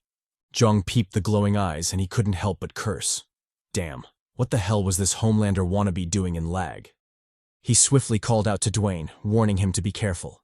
Dwayne heard the warning and immediately shifted his gaze to Bug. Upon doing so, he realized the stealthy motherfucker was locked and loaded, ready to zap him to Kingdom Come. Dwayne said fuck that and instantly backpedaled, narrowly avoiding a laser attack to the balls. Yes, I said balls. For whatever reason, Bug chose to target the balls even though there were plenty of better options to choose from. Anyway, luckily the sadistic freak missed, and Dwayne survived another day with his crown jewels. As for Bug, he crashed heavily to the ground, clearly still reeling from the Loki treatment. Just as he was about to recover for a devastating counter, a swift knee clocked his face, making a complete mess of his already ugly mug. The impact was so severe that Bug's head got pinned to the ground, a sickening crack echoing about. When Jeong's knee left his face, the formerly ugly Bug became unrecognizable, a mere shadow of his pathetic self. However, even with all that damage, Jeong wasn't done and quickly lunged in for a finisher attack. Sure, some might think it was excessive, but in a hell like L.A.G, leaving loose ends is the quickest way to die. Just look at Liam and his bitch ass. Thus, Jeong came in fists swinging, ready to put an end to this fool. However, as typical of L.A.G, things wouldn't go as smoothly as you'd want them to. In that brief interlude to death, Bug suddenly got an epiphany, gaining enlightenment like he was an MC or some shit. He suddenly learned a new skill, allowing him to narrowly escape Jeong's monstrous finisher attack. When Dwayne saw this, his gaze froze and he immediately asked Jeong what was going on. Jeong replied that he didn't know, but he suspected L.A.G was back to its bullshit again. For whatever reason, an extra-like Bug was granted a power-up, so he believed things were about to get complicated. Dwayne frowned at the reply before asking Jeong what they should do next. Jeong replied that he wasn't certain, but their best bet was to watch each other's backs and remain vigilant. Whatever the game wanted to show them would be popping up soon, so they'd wait until then to react. As soon as he said that, a corpse was pulled into the ground, marking the official start of their horror. Soon, other corpses were pulled into the ground, disappearing in quick succession just like the first one. Before they could react, the whole room was wiped clean, robbed of the numerous corpses that littered its floor. However, that was just the beginning, as the very ground before them started quaking and shaking. To the duo's horror, the ground suddenly burst open, revealing a silhouette straight out of a horror film. The previously ugly Bug now stood before them, his visage so terrifying even his mama wouldn't love it. He had faces morphed into his body, all of them screaming and crying in pain. Bug looked at the terrified duo and proudly introduced himself. He was now Glutton, a special mutated being thanks to the Corpse Devourer skill. He had received new characteristics as well, with the most significant one being that he had many lives. As for how harrowing he looked on the outside, he didn't mind that at all, since he was a firm believer that beauty lies on the inside and not the outside. Jeong looked at the ugly abomination and told him to stop kidding himself. What beauty lies on the inside? As far as he was concerned, Bug was so ugly even his inner beauty didn't matter at all. Besides, how could he talk about beauty when he had literal corpses sticking to his flesh? He better cut that bullshit out. Bug replied that he was low-key right. But so what? With the flood of power coursing through his veins, did it truly matter how he looked? In fact, with the strength he had, clapping both Dwayne and Jeong wouldn't be much of an issue to him. On top of that, he was a very vindictive person, so he'd make sure to get his just revenge. He'd polish, clap, and tear their asses up, making sure to do so in the no homo, of course. Jeong's scalp tingled at the threat, an overwhelming feeling of unease assaulting his ass, literally. He immediately identified Bug as a formidable threat, one they couldn't afford to take their eyes off of. However, just because he wanted to didn't mean he could. Bug moved with so much speed that he completely disappeared from their senses. When he appeared next, he'd already closed the distance, landing a nasty punch on Dwayne. The giant unit reeled from the attack, forced to take several steps back to barely recover. Luckily, he'd blocked. Otherwise, he would have been a goner with just that one blow. Bug picked up on this weakness and immediately pressed the attack, hoping to finish off Dwayne with the next blow. However, our boy was still him, so he managed to dodge that attack as well. Unfortunately, that's where his luck ran out, as the next punch caught him straight in the gut. Dwayne coughed up a mouthful of blood as he secretly cursed his shitty stamina. It was because of this drain that he'd failed to react, leading him to this unfavorable situation. But even if he cursed, would it change his situation? Nah, especially since Bug was already on the move. The creepy fucker was going in for a finisher, determined to give Dwayne that patented Hulk smash special. Luckily, the unit wasn't alone, and Jeong quickly intervened to rescue him. He came in with a stab attack, driving the blade into Bug's brain. When that wasn't enough, Jeong channeled his lightning skill, doing his best to melt Bug's brain into goo. The attack worked for a while, until it suddenly didn't, evident by the wicked smirk on Bug's lips.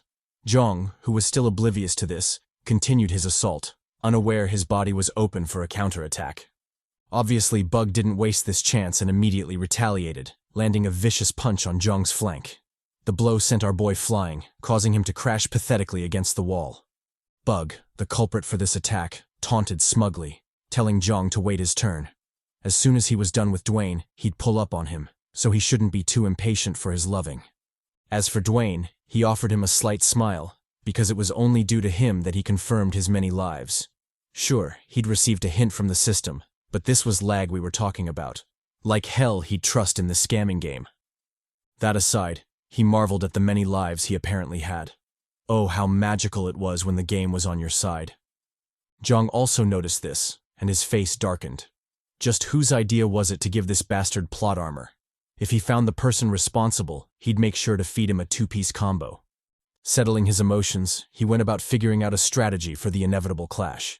Since Bug had swallowed 30 corpses, it was probable that the fiend now had 30 lives, so he needed a plan to kill him 30 times, at the very least. However, was that even possible? Especially with the horrible condition Dwayne was in? Well, there was only one way to find out. He resolutely locked in, shooting Bug a menacing glare. Bug picked up on the glare and chuckled softly. What?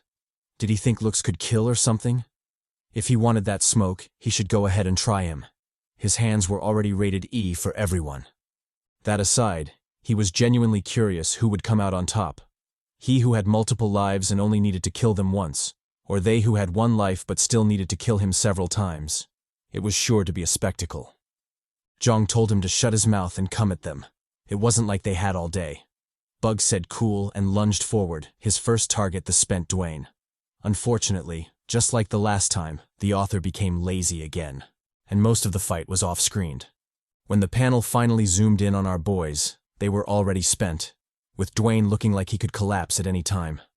Through his inner monologue, we learned that the duo had really given it their all, having managed to kill Bug a total of 11 times. However, when compared to his 30 lives, they were still a lot off. Bug, who was also aware of this, chuckled at their plight, a sadistic smug hanging on his lips. He told the Chads to give up, because nothing they did would work on him. Dwayne was compelled to believe the same and quickly urged Jeong to leave him behind. If it was him, then he was sure the CHADY unit would make it out somehow. Jeong told him to shut up. There was no way he'd leave him behind. And since things had gotten to this point, he might as well say fuck it and go all out. Dwayne looked at Jeong incredulously. Did he still have an ace up his sleeve? Jeong replied that of course he did. Who did he think he was? He was him, thou, thee, and on some special occasions, himeth. If he didn't have an ace up his sleeve, then who else could? Dwayne should step back because he was about to cook in this bitch. If they were lucky, then he'd definitely kill this fool. If not, well, he could only say deuces to their cheeks because they were about to get clapped. Pause.